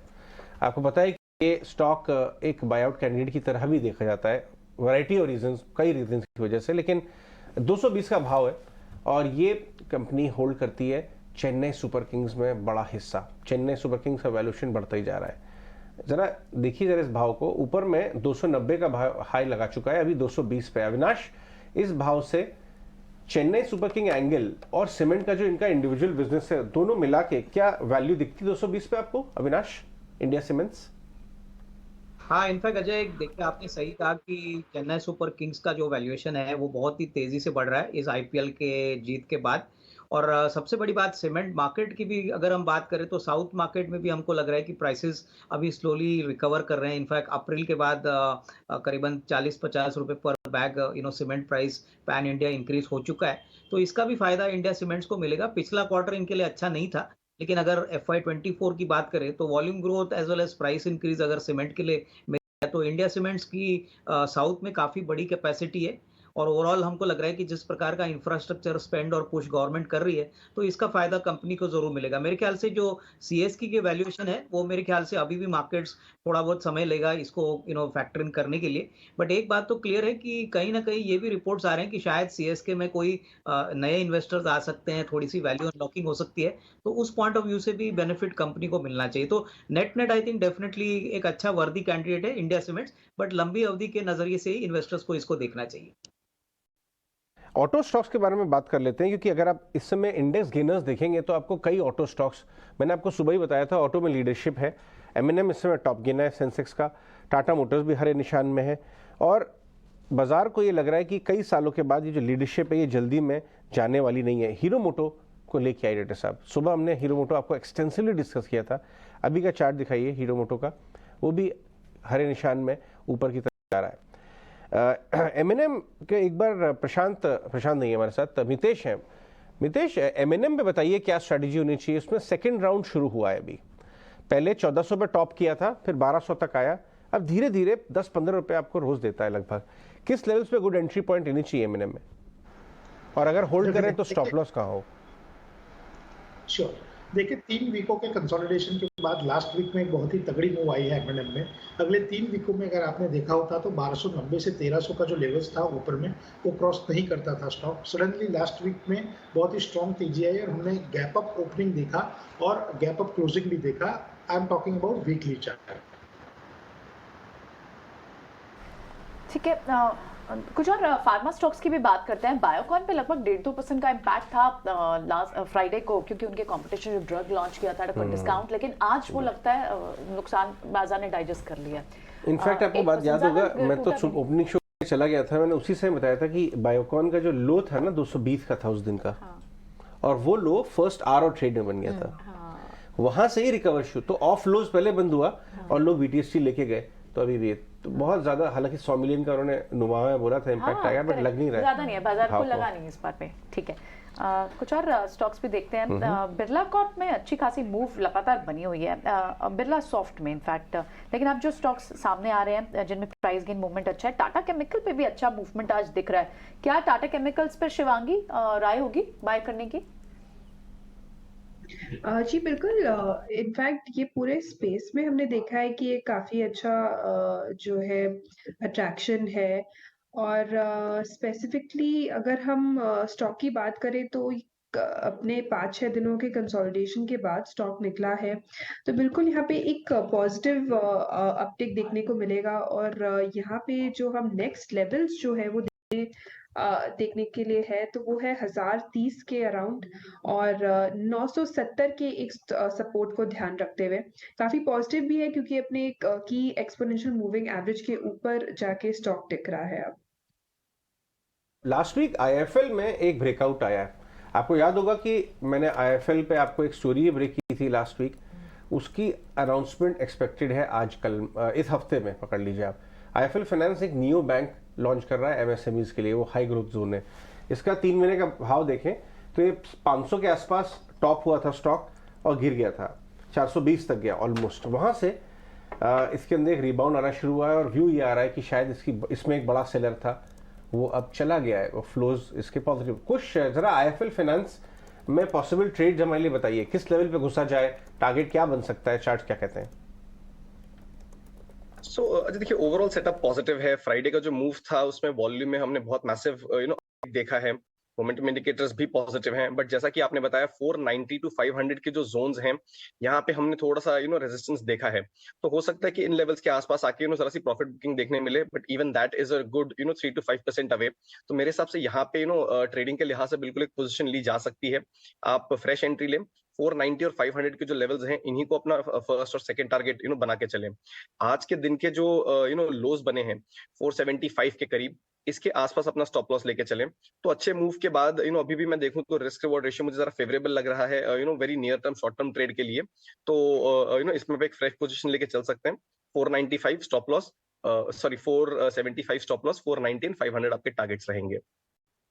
इंडिगो पेंट्स लेके आए रेड्डी साहब। एशियन पेंट में तो हमने तेजी देखी, लेकिन आपने सुना होगा ग्रासिम, बहुत सारे सीमेंट कंपनीज बहुत तेजी से एक्सपेंशन करना चाहते हैं पेंट साइड पे, एस्ट्रल भी पेंट में जा रहा है। इंडिगो पेंट्स एक ऐसी कंपनी है जिसको बाजार से कोई हमारी खबर नहीं है, ना मैनेजमेंट ने कहा है, बाजार इसको एक M&A कैंडिडेट की तरह देखता है। आप देखिए पिछले 3 महीने में 40-45% इंडिगो पेंट्स चल गया। इंडिगो पेंट्स के मैनेजमेंट की भी कमेंट्री आई थी ओवर द वीकेंड। चार्ट दिखा रहा है कि डायरेक्शन बहुत प्यारा सा ऊपर की तरफ जा रहा है, लेकिन इस भाव पे 1480-90 मितेश इंडिगो पेंट्स के चार्ट चेक करके बताएं, क्या इसमें एक पॉसिबल ट्रेड है?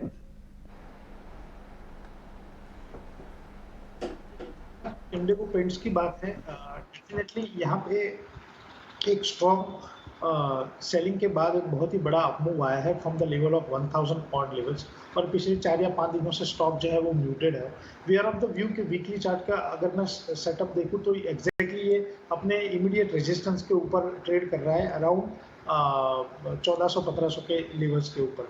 तो हमारे हिसाब से जो इमीडिएट रेजिस्टेंस आता है वो अराउंड 1650-1700 के बीच में आता है, तो तब तक जो है आपको ये थोड़ी धीमी रहेगी, लेकिन जैसे ही 1700 का लेवल क्रॉस करता है stock, we are of the week stock will enter into new trading range, और उसके बाद उसके ऊपर के जो टारगेट है वो बहुत एग्रेसिव आ रहे हैं अराउंड 2400 तक के।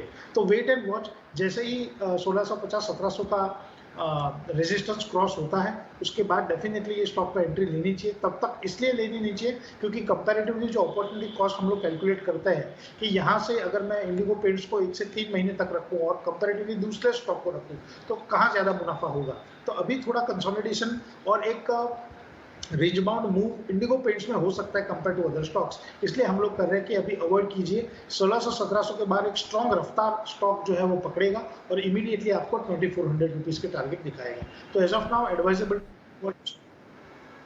ठीक है, चलिए इंडिगो पेंट्स पर ये एक डिटेल्ड आउटलुक का। लेकिन अविनाश जी, पैसेंजर कार और यूटिलिटी व्हीकल में जो बिगर प्लेयर्स हैं उनकी तो बातचीत हम लगातार करते ही हैं, लेकिन ओलेक्ट्रा टेक जैसे स्टॉक को देखें, चार्ट्स अगर पुल अप करें 6 महीने में ये स्टॉक ने ज़बरदस्त मजबूती करीब 60 से 70% तक की तेज़ी देखी है।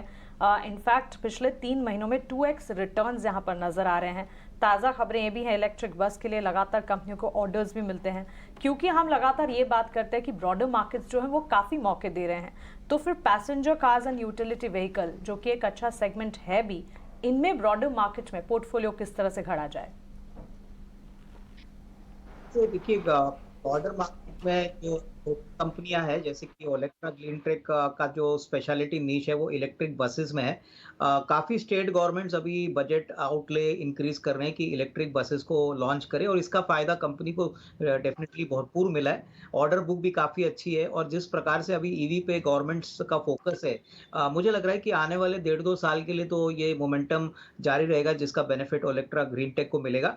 रही बात, मुझे लग रहा है कि सेक्टर्स इन्वेस्टर्स को देखनी चाहिए वो बेसिकली ऑटो एंसिलरी कंपनीज देखनी चाहिए जो passenger cars, commercial vehicle, two wheelers को केटर करती है। क्योंकि पहला राउंड ऑटोमोबाइल सेक्टर में जब आता है उसके बाद जो सर्विसिंग कंपनीज होती है वहां पे तेजी का माहौल अभी भी स्ट्रांग है, जैसे कि लुमैक्स इंडस्ट्रीज है, लुमैक्स ऑटो है, मिंडा कॉर्प है। तो मुझे लग रहा है कि देखिए, इन्वेस्टर्स को ये पॉकेट भी इग्नोर नहीं करना चाहिए क्योंकि यहाँ पे भी लग रहा है कि अगले 12-15 महीने के लिए रिस्क रिवॉर्ड बहुत अच्छा रहेगा। तो मेरे ख्याल से इस तरीके से आपको ऑटो प्ले करना है। ऑटो के जो कंपोनेंट प्लेयर्स है प्लस फ्रंटलाइन ऑटो कंपनीज है, वहां पे आपको निवेश करके अच्छा रिस्क रिवॉर्ड मिलने की पॉसिबिलिटी रहेगी।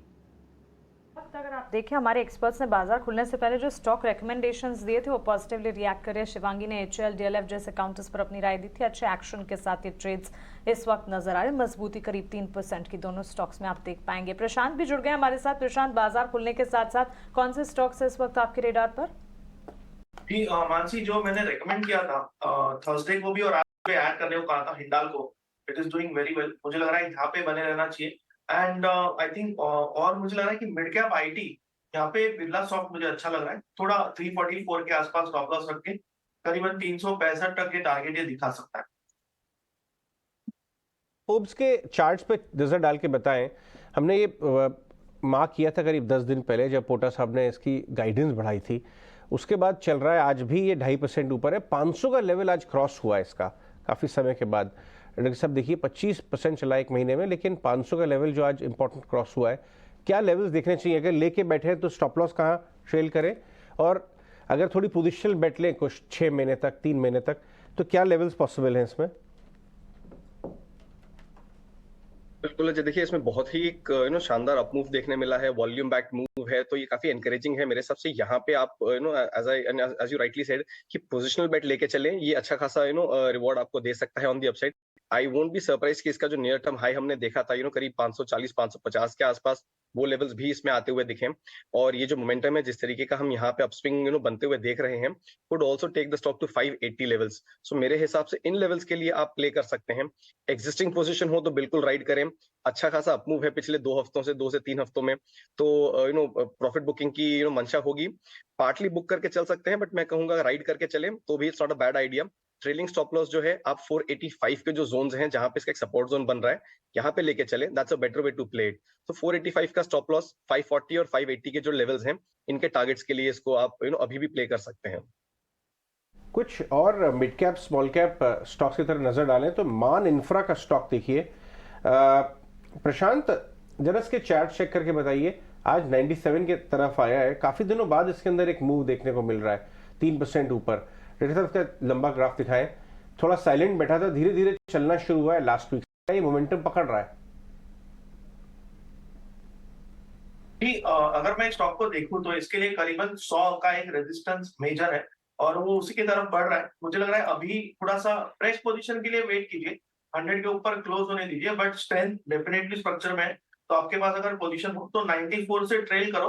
अगर आप फ्रेश भी ऐड करना चाहें इस लेवल पे तो 94 स्टॉप लॉस से क्वांटिटी प्लान करो और 100 के ऊपर क्लोज होने पे ज्यादा ऐड करो। आपका फिर ट्रेलिंग स्टॉप लॉस करीबन 96 97 के आसपास होना चाहिए।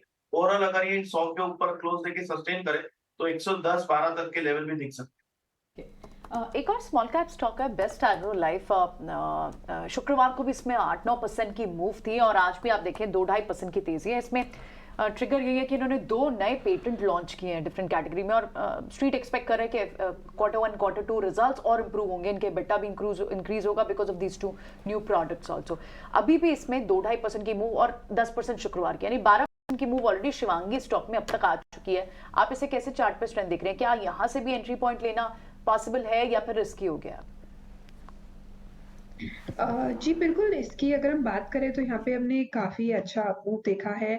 जिन्होंने होल्ड कर रखा है उनकी मैं राय दूंगी कि हम पार्शियल प्रॉफिट बुकिंग करके एक स्ट्रिक्ट स्टॉप लॉस बनाते रहे, उसको ट्रेल करते रहे। और यहाँ पे I am just taking this chance to discuss one stock which is Olectra.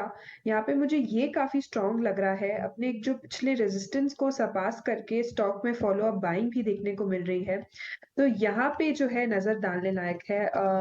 850 तक के लेवल्स के लिए हम इसको देख सकते हैं 790 के एक सपोर्ट के साथ। ठीक है। सो ऑटो एंसिलरी स्पेसेस चल रहे हैं और ये भी ग्रीन बसेस, हाइड्रोजन बसेस बनाते हैं। इस स्टॉक को जरूर आप नजर रखें। 5.5% की मूव के बाद भी शिवांगी को यहाँ पर दिखती है पॉसिबल। ठीक है, लेकिन दूसरे कुछ और स्टॉक्स पीवीआर आइनॉक्स, इन्होंने कुछ स्क्रीन्स ऐड किए हैं। इस न्यूज़ पर आज एक अच्छी मूवमेंट है। पीवीआर आइनॉक्स 2-2.5% की मूव है, क्या तेजी और बढ़ सकती है कुछ? रिकवरी का अटेम्प्ट तो है एंड अगर मैं कहूँ तो फर्स्ट साइन जो होता है नॉर्मली कि भाई स्टॉक ने 20 डे मूविंग एवरेज क्रॉस किया है। अगर मैं आरएसआई पे भी देखूं तो एक अपस्विंग में दिखा रहा है, बट मोमेंटम थोड़ा मिसिंग है और मेरे हिसाब से यहाँ पे एक रेजिस्टेंस जोन के बहुत करीब है जो 1445 1450 का जो लेवल है इसके आसपास है। सो मैं कहूँगा थोड़ा सा वेट कर लें। 1475 का जो जोन है वहां पे इसका 50 डे मूविंग एवरेज बन रहा है, तो ये जो 2 लेवल्स हैं इनको एक बार टेक आउट कर लेगा तब हम शायद कह सकते हैं कि इसकी जो रिकवरी है that is strongly constructively underway. तो उनके ऊपर इसमें आप मोमेंटम भी लौटते हुए देखेंगे, एक कंफर्मेशन भी हो जाएगा कि हाँ स्टॉक रिकवर हो रहा है। तो 1475 के लेवल्स हैं, इसका वेट करें। इसके ऊपर अगर स्टॉक निकलता है तब मेरे लिए इसमें एक बाइंग की पोजीशन बनेगी। तब तक के लिए वेट एंड वॉच। अगर किसी ने निचले स्तरों पे लिया हो तो it's not a bad idea to hold on to this stock with stop loss of 1390, जहां पे इसने 2-3 बार लोज बनाए हैं, सपोर्ट लिया और वहां से रिबाउंड किया है। तो एग्जिस्टिंग पोजीशन 1390 के ट्रेलिंग स्टॉप लॉस के साथ होल्ड करें। फ्रेश पोजीशन 1475 के ऊपर कंसिडर करेंगे। फ्रेश पोजीशन के लिए इंतजार करना होगा। रियलिटी स्टॉक्स में एक बार मितेश महिंद्रा लाइफ स्पेस के चार्ट्स को देखें, अच्छी एक्शन हम देख चुके हैं। डीएलएफ, प्रेस्टीज, शोभा की तो लगातार बात करते हैं, लेकिन ये स्टॉक भी पिछले 1 महीने में करीब 3% चल चुका है। इस वक्त आप 4% के मूव देख रहे हैं।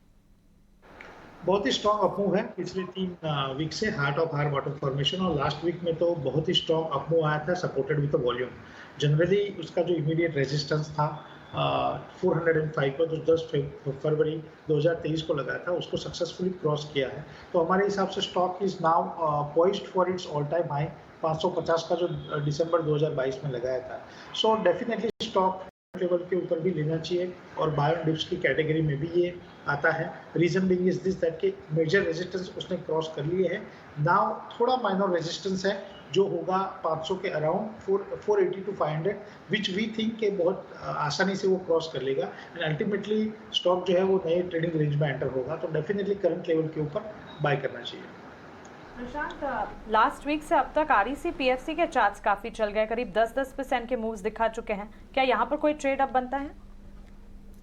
जी मानसी, काफी ज्यादा स्ट्रेच है। अगर मैं देखूं पीएफसी की बात करूं तो अभी ऑलमोस्ट 190 के ऊपर है, तो यहाँ पे फ्रेश बाइंग तो रेकमेंड नहीं करूंगा। डेफिनेटली जिनके पास पोजीशन हो वो 188 से ट्रेल कर सकते हैं। Same case with REC, fresh position के लिए थोड़ा स्ट्रेच है, डिप आनी चाहिए। जिनके पास पोजीशन हो, अभी 146 चल रहा है, आप 143, 50, 143 से ट्रेल करो। ये आपका बीओबी को लेके आइए।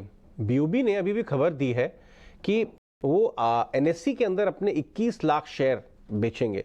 मैं आपको बता दूं कि NSE जो है करीब करीब 3000 के आसपास अनलिस्टेड मार्केट में ट्रेड कर रहा है। कंपनी बहुत अच्छा कर रही है, ऑलमोस्ट मोनोपोली है FNO में, आप जानते हैं। तो ये अगर अपना 21 लाख शेयर बेचेंगे तो इनको कुछ मुनाफा होगा। बैंक निफ्टी 44,000 के ऊपर आ चुका है और उसमें एक्सिस बैंक का बहुत बड़ा रोल है। आज बैंक निफ्टी को लेके डेटा साहब ये देखिए 44,000 के ऊपर ट्रेड करता हुआ और एक्सिस में मजबूती। मितेश, एक्सिस काफ़ी दिनों से हमने डिस्कस नहीं किया, इनफैक्ट एक कमबैक दे रहा है। अगर लंबा ग्राफ देखें 6 महीने का, डायरेक्टर साहब एक्सिस बैंक पे के चार्ट्स पे देख के बताइए, 1000 रुपए के लिए तैयार हो रहा है क्या ये? नहीं, आपने बहुत ही परफेक्टली वॉइस किया है, क्योंकि अगर देखें तो फ्रॉम 3 फरवरी से लेके 5 मई तक बहुत ही बड़े कंसोलिडेशन जोन में स्टॉक ने टाइम स्पेंड किया है, जहां पे ऊपर में 900 रुपया और नीचे में 814 रुपये के बीच में यही ट्रेडिंग रेंज के ऊपर स्टॉक जो है वो ट्रेड हो रहा था। सबसे पहला ब्रेकआउट आया फॉर द वीक एंडिंग 12 मई 2023 को, जहां पे 910 रुपये का स्टॉक ने क्लोज दिया। उसके बाद भी 2 वीक के लिए एक्शन म्यूटेड रहा और अभी स्टॉक एक्शन में आ रहा है। So we are of the view कि yes, sooner than later stock will enter into new trading range और 1000 क्रॉस करके स्टॉक जो है वो 1020 से लेके 1050 के टारगेट्स दिखाने का दमखम रखता है। तो हमारे हिसाब से डेफिनेटली करंट लेवल के ऊपर बाय करना चाहिए। आपका स्टॉप लॉस 880 रखना चाहिए। 1020 1050 के लिए अगले 1 से 3 महीने में ये स्टॉक बहुत ही बेहतरीन लग रहा है। ठीक है। एक्सिस बैंक के अलावा अगर आप कैपिटल गुड्स में देखें तो L&T ने भी यही किया, 2400 के ऊपर गया, उसके बाद करेक्ट होके 2180 2200। आज कुणाल L&T को बाय कॉल दे गए हैं, इस समय 2240 वाले पे है, धीरे धीरे चलना शुरू हुआ है। कुछ एक बार इसे विजिट करेंगे आप, L&T के किस लेवल्स पे एंट्री लेने की। देखिए काफ़ी ज़्यादा अंडरफॉर्म किया है पिछले 3 महीने में, क्या ये गियर में आ रही है वापस? बिल्कुल अजय, और मुझे ध्यान है हमने शायद पिछले हफ्ते इसके बारे में डिस्कशन किया था कि ऑलरेडी 2400 के लेवल से स्टॉक ड्रॉप हुआ है, करीब 2180 2200 के लेवल्स पे आया है। एंड तभी भी मेरा व्यू सेम था जो अभी है, विच इज कि ये जो डिप आया है ये इसमें एक बाइंग अपॉर्चुनिटी के तौर पे ही देखा जाना चाहिए। हालांकि स्टॉक अपने कुछ शॉर्ट टर्म एवरेजेस जो है उनके नीचे स्लिप हुआ था, but hasn't spend too much time there. आज हम देखें तो उनके ऊपर क्रॉस करके जा रहा है। सो मेरे हिसाब से यहाँ पे जो ओवरऑल स्ट्रक्चर है, पॉजिटिव स्ट्रक्चर है, ये मेंटेन्ड है अभी भी। तो यहाँ पे आप बाइंग करके चल सकते हैं। जहां हम लेवल्स की बात कर रहे हैं, अच्छा खासा हमने डिप देखा है 2400 के लेवल से, और अब जब स्टॉक 2180 के लेवल से रिकवर कर रहा है तो हम कह सकते हैं कि the recovery for the current fall is also underway. तो ये भी एक अच्छे लेवल है एंटर करने के लिए। मेरे हिसाब से यहाँ पे अगर आप बाय करते हैं तो पहला टारगेट आप 2320 का लेके चलें, दूसरा टारगेट जो है ये आपके लिए 2380 का होगा। स्टॉप लॉस अब जस्ट अबाउट 2200 के जो जोन्स हैं इन्हीं के आसपास लेके चलें। सो ओवरऑल सेटअप मुझे पॉजिटिव लग रहा है। ट्रेडिंग से भी इसमें प्ले किया जा सकता है, इसमें मोमेंटम लौटता हुआ शायद दिखेगा आपको बहुत जल्दी।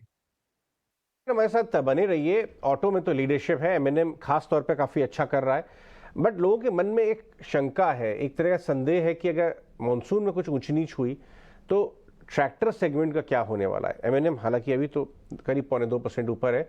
हमारे साथ आज हेमंत सिक्का जुड़ रहे हैं, प्रेसिडेंट फार्म इक्विपमेंट, ये सब बारे में बात करने के लिए और आपकी सारी शंकाएं दूर करने के लिए। सिक्का जी बहुत बहुत शुक्रिया। सबसे पहले ये बताइए कि आप अपने ट्रैक्टर्स में अपना कारोबार बढ़ाना चाहते हैं, हम देख रहे हैं काफ़ी हर तरह के नए नए लॉन्चेस आप प्लान कर रहे हैं, छोटे यूनिट लॉन्चेस, जो छोटे छोटे एरियाज़ हैं, डिवीजन होता जा रहा है फार्म्स का और किसानों के हिस्से छोटे होते जा रहे हैं, तो छोटे हिस्से के को करने के लिए छोटे ट्रैक्टर्स भी बहुत सारी चीज़ें आपने प्लान की हुई हैं। लेटेस्ट क्या है इस समय? आज हमने ये स्वराज ब्रांड के अंडर स्वराज टारगेट को लॉन्च किया है। ये 2 सीरीज़ में आएगा, 25 HP और 29 HP में।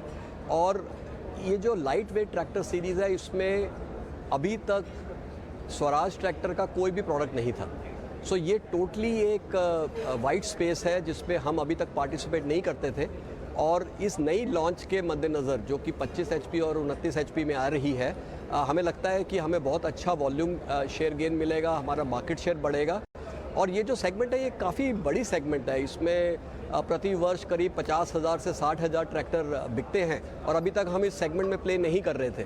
तो इस लॉन्च के मद्देनज़र हम इस सेगमेंट में आ पाएंगे, और इस सेगमेंट के अंदर भी जो 20 से 30 HP की सेगमेंट है वो फास्टेस्ट ग्रोइंग सेगमेंट है, और हमारे दोनों जो प्रोडक्ट इसमें आ रहे हैं 25 और 29 HP के उस सेगमेंट में आते हैं। तो एक अच्छी लाइट वेट जो ओवरऑल कैटेगरी है वो ग्रो कर रही है, 20 से 30 HP की सेगमेंट ग्रो कर रही है। और क्योंकि हमारा नया प्रोडक्ट इसी रेंज में आ रहा है, हमें लग रहा है कि इसके चलते हमें बहुत अच्छा मार्केट शेयर गेन होगा इस सेगमेंट में। ऑलराइट, तो आपके कई सारे सेगमेंट्स में अच्छी ग्रोथ है और आप मार्केट शेयर बड़ा एक्सपेक्ट कर रहे हैं। हमने देखा मिस्टर सिक्का कि आपने एक्सपोर्ट्स फिगर्स भी आपकी रिकॉर्ड ईयर पे रही है। 18,000 ट्रैक्टर्स आपने लास्ट ईयर एक्सपोर्ट किए हैं। इस बार एक्सपोर्ट्स के लिए क्या टारगेट्स होंगे? स्वराज ट्रैक्टर जो है अभी हमारी जो पड़ोसी देश है जैसे नेपाल, बांग्लादेश, श्रीलंका में निर्यात किया जाता है और कुछ अफ्रीकन कंट्रीज़ में भी निर्यात किया जाता है। हम महिंद्रा ब्रांड को बाकी कंट्रीज़ में एक्सपोर्ट करते हैं, लेकिन स्वराज जो है वो नेबरिंग कंट्रीज़ और अफ्रीका के कुछ देशों में ही बेचा जाता है। जो स्वराज ट्रैक्टर है हमें लग रहा है इसका भी बहुत अच्छा निर्यात का पोटेंशियल है, बहुत अच्छा हमें बिजनेस मिल सकता है। तो हम इस ट्रैक्टर को भी दूसरे देशों में लेके जाएंगे, लेकिन इसकी ब्रांडिंग स्ट्रेटजी वही रहेगी कि जो हमारे पड़ोसी देश हैं उसमें स्वराज ब्रांड के अंडर ये बेचा जाएगा और कि किसी कंट्री में अगर हम इसको बेचेंगे, निर्यात करेंगे तो वो महिंद्रा ब्रांड के अंडर निर्यात किया जाएगा। बिल्कुल मिस्टर सिक्का, new light weight tractor platform एक ऐसा सेगमेंट है जो कि पावर और टेक्नोलॉजी दोनों साथ जब मिलेंगे उसका एक स्ट्रॉन्ग आउटकम बनता हुआ दिखेगा। तो इस सेगमेंट में कौन से नए लॉन्चेस हैं और किस तरह की टेक्नोलॉजीज आप स्ट्रेटेजाइज कर रहे हैं? जैसा कि आपने अनुराग आज देखा कि हमने जो स्वराज टारगेट आज लॉन्च किया है, इसमें कई हमने इंडस्ट्री फर्स्ट फीचर्स दिए हैं। जैसे कि इसमें सिंक्रोमेश ट्रांसमिशन जा रहा है जो कि हमारे ट्रैक्टर के कस्टमर को एक कार लाइक कंफर्ट देगा। इसके अलावा हम इसमें एक जो हायर लिफ्ट कैपेसिटी के साथ जा रहे हैं और हमारा जो एक वेट IPTO क्लच दे रहे हैं, जिसके मद्देनज़र जो अगर आप क्लच को दबाते हैं और गियर को डिसंगेज करते हैं लेकिन PTO पावर फिर भी रहेगी। ऐसे कई हमने इंडस्ट्री फर्स्ट फीचर्स दिए हैं जो कि महिंद्रा जो स्वराज की जो ब्रांडिंग पूरी कि स्वराज इंजन एक पावरफुल इंजन होता है, स्वराज ट्रैक्टर जो होता है एक बहुत ही पावरफुल ट्रैक्टर है, उसके साथ हम टेक्नोलॉजी के फीचर्स देके वो पावर मीट्स टेक्नोलॉजी की पोजीशनिंग को प्राप्त कर पाएंगे। इस ट्रैक्टर के से कंपटीशन के मद्देनज़र कई ऐसे फीचर हैं जो कि कंपटीशन के पास नहीं है और इसके लिए हमें लगता है कि जो स्वराज टारगेट है ये बहुत सक्सेसफुल होगा। ऑलराइट हेमंत जी, बहुत बहुत शुक्रिया आज हमसे बात करने के लिए। हमें बता रहे थे हेमंत जी कि अपना मार्केट शेयर ट्रैक्टर सेगमेंट में बढ़ाना चाहते हैं और उन्हें दिख भी रहा है कि छोटे HP वाले ट्रैक्टर्स की काफ़ी अच्छी मांग आ रही है। चलिए आगे बढ़ते हैं। रोजारी बायोटेक एक स्टॉक है, वो इस समय लेके आई है, उसमें एक बड़ा ब्रेकआउट सा आता हुआ नजर आ रहा है। उसमें एक फंडामेंटल खबर भी है, एक्रिलिक एसिड उनका बहुत बड़ा की रॉ मटेरियल होता है और उसके दाम घट गए। तो जब रॉ मटेरियल के दाम घटेंगे तो मार्जिन बढ़ेंगे, लेकिन ये ब्रेकआउट इस समय आपको रोजारी के स्टॉक में आता हुआ। मितेश, रोजारी बायोटेक के चार्ट देके बताइए, ये ड्यूरेबल है क्या जो आज ब्रेकआउट आया, ये जारी रह सकता है क्या? ओके, कुछ आप बता दीजिए। बिल्कुल जारी रह सकता है क्योंकि जैसा कि आपने बताया न्यूज बैक एक ब्रेकआउट देखने मिला है। स्टॉक अप ट्रेंड में था ही और अपने 200 डे मूविंग एवरेज रादर उसके नीचे ही ट्रेड कर रहा था। आज फुल फोर्स में फुल स्विंग के साथ उसने इसे टेक आउट किया है और इसी के साथ साथ जो की रेजिस्टेंस जोन थे 800-810 के आसपास, इनके ऊपर भी सस्टेन कर रहा है। सो मेरे हिसाब से यहाँ पे ये मोमेंटम बिल्कुल जारी रह सकता है।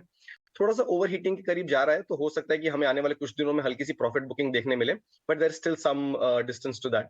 सो आई थिंक यहाँ पे आप अगर फ्रेश एंट्री लेना चाहें तो 835 और 855 के जो टारगेट्स हैं इनके लिए बाय कर सकते हैं for the very near term.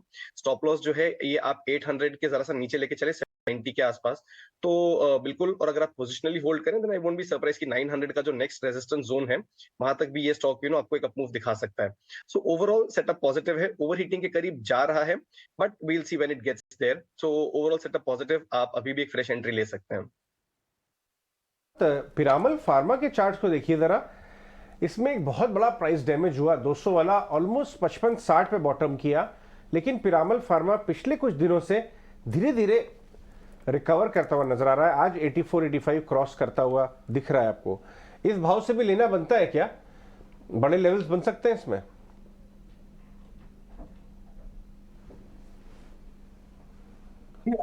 सवाल है हेलो जी अजय जी, मेरे लिए सवाल है। जी हाँ। जी, तो अगर मैं पिरामल फार्मा को देखूं तो ये अपने एक रेजिस्टेंस 85 के लेवल पे आया है, तो मैं यहाँ पे बाय रेकमेंड करूंगा तो वो थोड़ा सा प्रीएम्प्ट करेगा।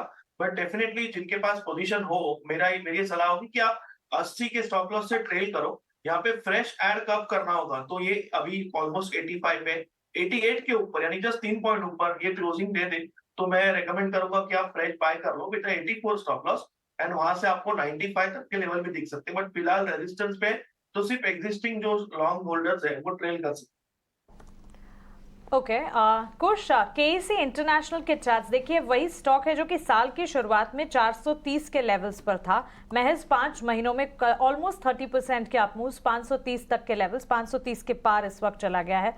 और ऑर्डर विंस तो लगातार हम देखते ही हैं, ताज़ा ऑर्डर अक्रॉस बिजनेस करीब 1000 करोड़ के मिले थे। रेवेन्यू काफ़ी अच्छे थे, 30% के अपटिक, रिजल्ट्स काफ़ी पॉजिटिव थे। डिविडेंड भी एक्टिवली डिक्लेयर करती है कंपनी। चार्ट्स यहाँ से क्या ओवरबॉट हो चुके हैं और एग्जिस्टिंग पोजीशन जिनकी है वो पार्ट प्रॉफिट बुक करें या फिर होल्ड पोजीशंस इंटैक्ट रखनी है? मानती इसको अगर हम एक पोजिशनल बेट के लिहाज से देखें तो देखिए बिल्कुल इसमें अच्छा खासा एक अपमूव है, लेकिन अब जो मोमेंटम है ये थोड़ा सा फिजल आउट होता हुआ दिख रहा है। बिल्कुल नहीं ओवरबॉट के करीब नहीं है। यहाँ पे हम देखें तो थोड़ी सी जो इसमें प्रॉफिट बुकिंग देखने मिली थी लास्ट वीक, उसके चलते स्टॉक एक अच्छे खासे लेवल पे आ गया है मोमेंटम इंडिकेटर्स पे भी। लेकिन जैसा मैंने बताया, मोमेंटम जो है इसमें थोड़ा सा मिसिंग है, तो इसको अगर आप लेना चाहें तो पोजिशनल बेट के हिसाब से बिल्कुल इसमें आप एंट्री कर सकते हैं, क्योंकि बायस हल्का सा अभी भी पॉजिटिव है। पिछले 1-2 हफ्ते पहले हमने जो इसमें वॉल्यूम बैक्ड अपमूव देखा था, उसका फॉलो थ्रू भी देखने मिल रहा है। लेकिन जो एक ट्रेडर पसंद करेगा जिस तरीके का फास्ट मूव, वो थोड़ा सा फिजल आउट हो रहा है।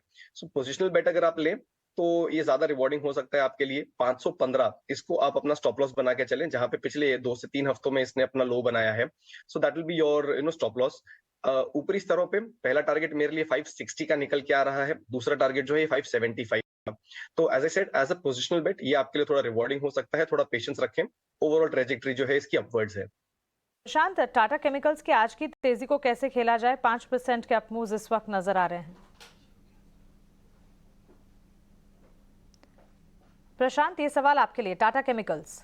जी आई थिंक ये ऑलरेडी एक बहुत अच्छे लेवल पे आ चुका है, और अभी अगर आप लॉन्ग जाना चाहते हो तो पोजिशनली आपको 995 इस पॉइंट में स्टॉप लॉस रखना होगा। और जो मोमेंटम चाहते हैं वो थोड़ा सा दोपहर के लिए वेट करो, और अगर आपको दिख जाए कि ये स्टॉक 1025 के ऊपर क्लोज हो रहा है, 1025 के ऊपर, तो आप इसको एंटर करो और आप कैरी करो with stop loss at 1000, and वहां से मुझे लग रहा है आपको 1055-60 तक के लेवल दिख सकते हैं। पर जो पोजिशनल इन्वेस्टर्स हैं वो इस लेवल पे भी 990-95 के बीच क्लोजिंग बेसिस स्टॉप लॉस रख के डेफिनेटली ट्रेड्स इनिशिएट कर सकते हैं। राइट। कुछ अभी आपसे मान इंफ्रा डिस्कस किया था, राइट? जरा उसके इंटरडे चार्ट लेके आइए डेटा साहब वापस। बड़ा ब्रेकआउट सा नजर आ रहा है उसके अंदर, 5% ऊपर हो गया अभी मान इंफ्रा। जो 100 रुपए आप कह रहे थे हर्डल है इसका, लग रहा है ये क्रॉस हो जाएगा इस बार। कुछ आपसे डिस्कस हुआ था?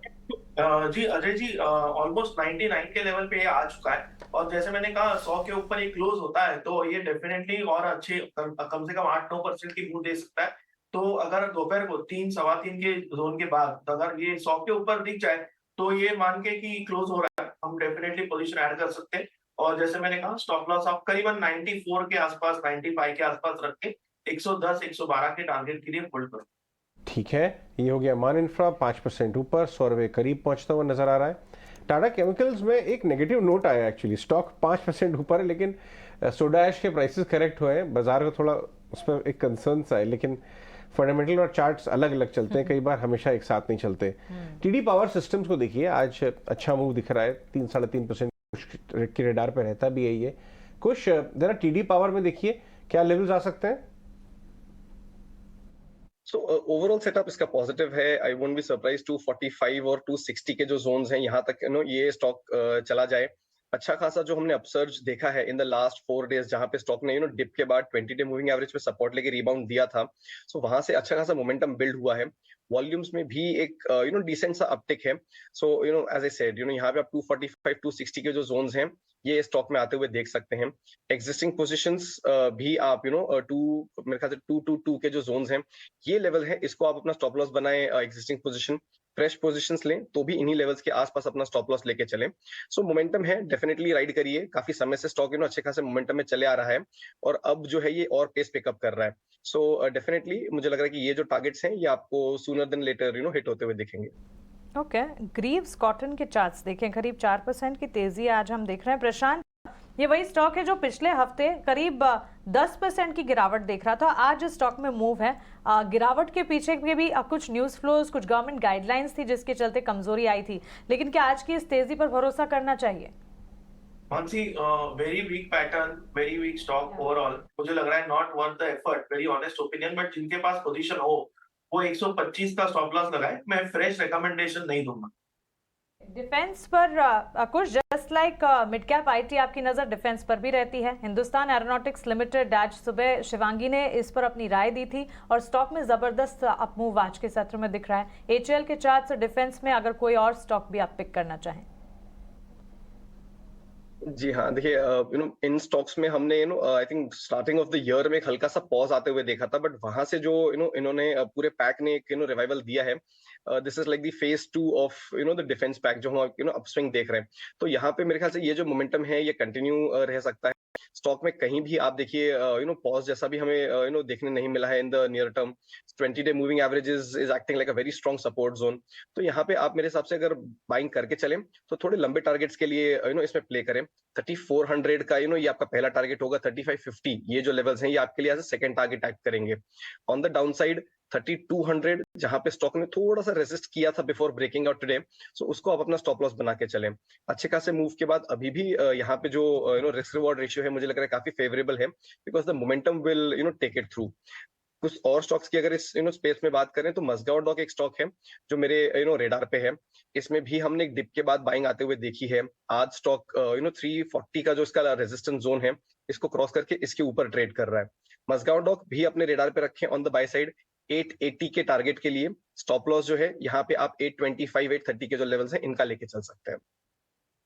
रेट गेन एक स्टॉक है, अभी भी फ्लैश पे आएगा आपके स्क्रीन पे।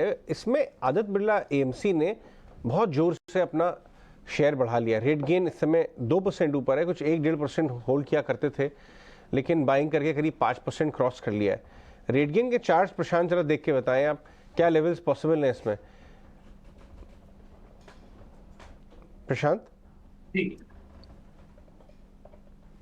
अजय जी, करीबन ये अगर मैं अभी देखूं तो 400 के लेवल से स्ट्रगल कर रहा है और ओवरऑल पैटर्न डेफिनेटली ठीक है। एक अच्छे सपोर्ट से बाउंस हुआ है, जो सपोर्ट है 370 का, तो 370 क्लोजिंग बेसिस स्टॉप लॉस रख के आप पोजीशन इनिशिएट कर सकते हो और ये 405 के ऊपर क्लोज दे दे, 405 के ऊपर, तो ये बहुत स्ट्रांग मोमेंटम देके जो इसका प्रीवियस स्विंग आया था करीबन 425 वहां तक जा सकता है और उसके ऊपर डेफिनेटली अगर सस्टेन करे तो और अच्छे टारगेट्स 440 45 तक दिख सकते हैं।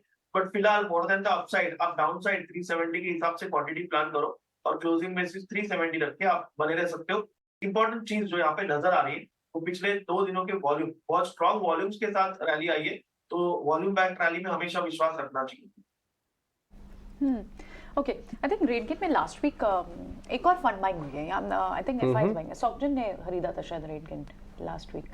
ओके, कुछ और स्टॉक्स भी देखें जहाँ पर अच्छी मूव है, क्योंकि मिड कैप स्मॉल कैप में तो कई सारे स्पेसेस दिख रहे हैं। आज दूसरे जो स्टॉक्स हैं, एचएएल आज शिवांगी ने सुबह ही दिया, 3-3.5% की मूव वहाँ है और टाटा केमिकल्स में तेज़ी बढ़कर 5.5% हो गई है बिफोर द इन्वेस्टर मीट। चलिए इस पर तो नज़र होगी, लेकिन OFSS इसमें अच्छा एक लॉन्ग बिल्टअप आज दिखाई दे रहा है। कुछ एक बार इस स्टॉक को ट्रैक करें।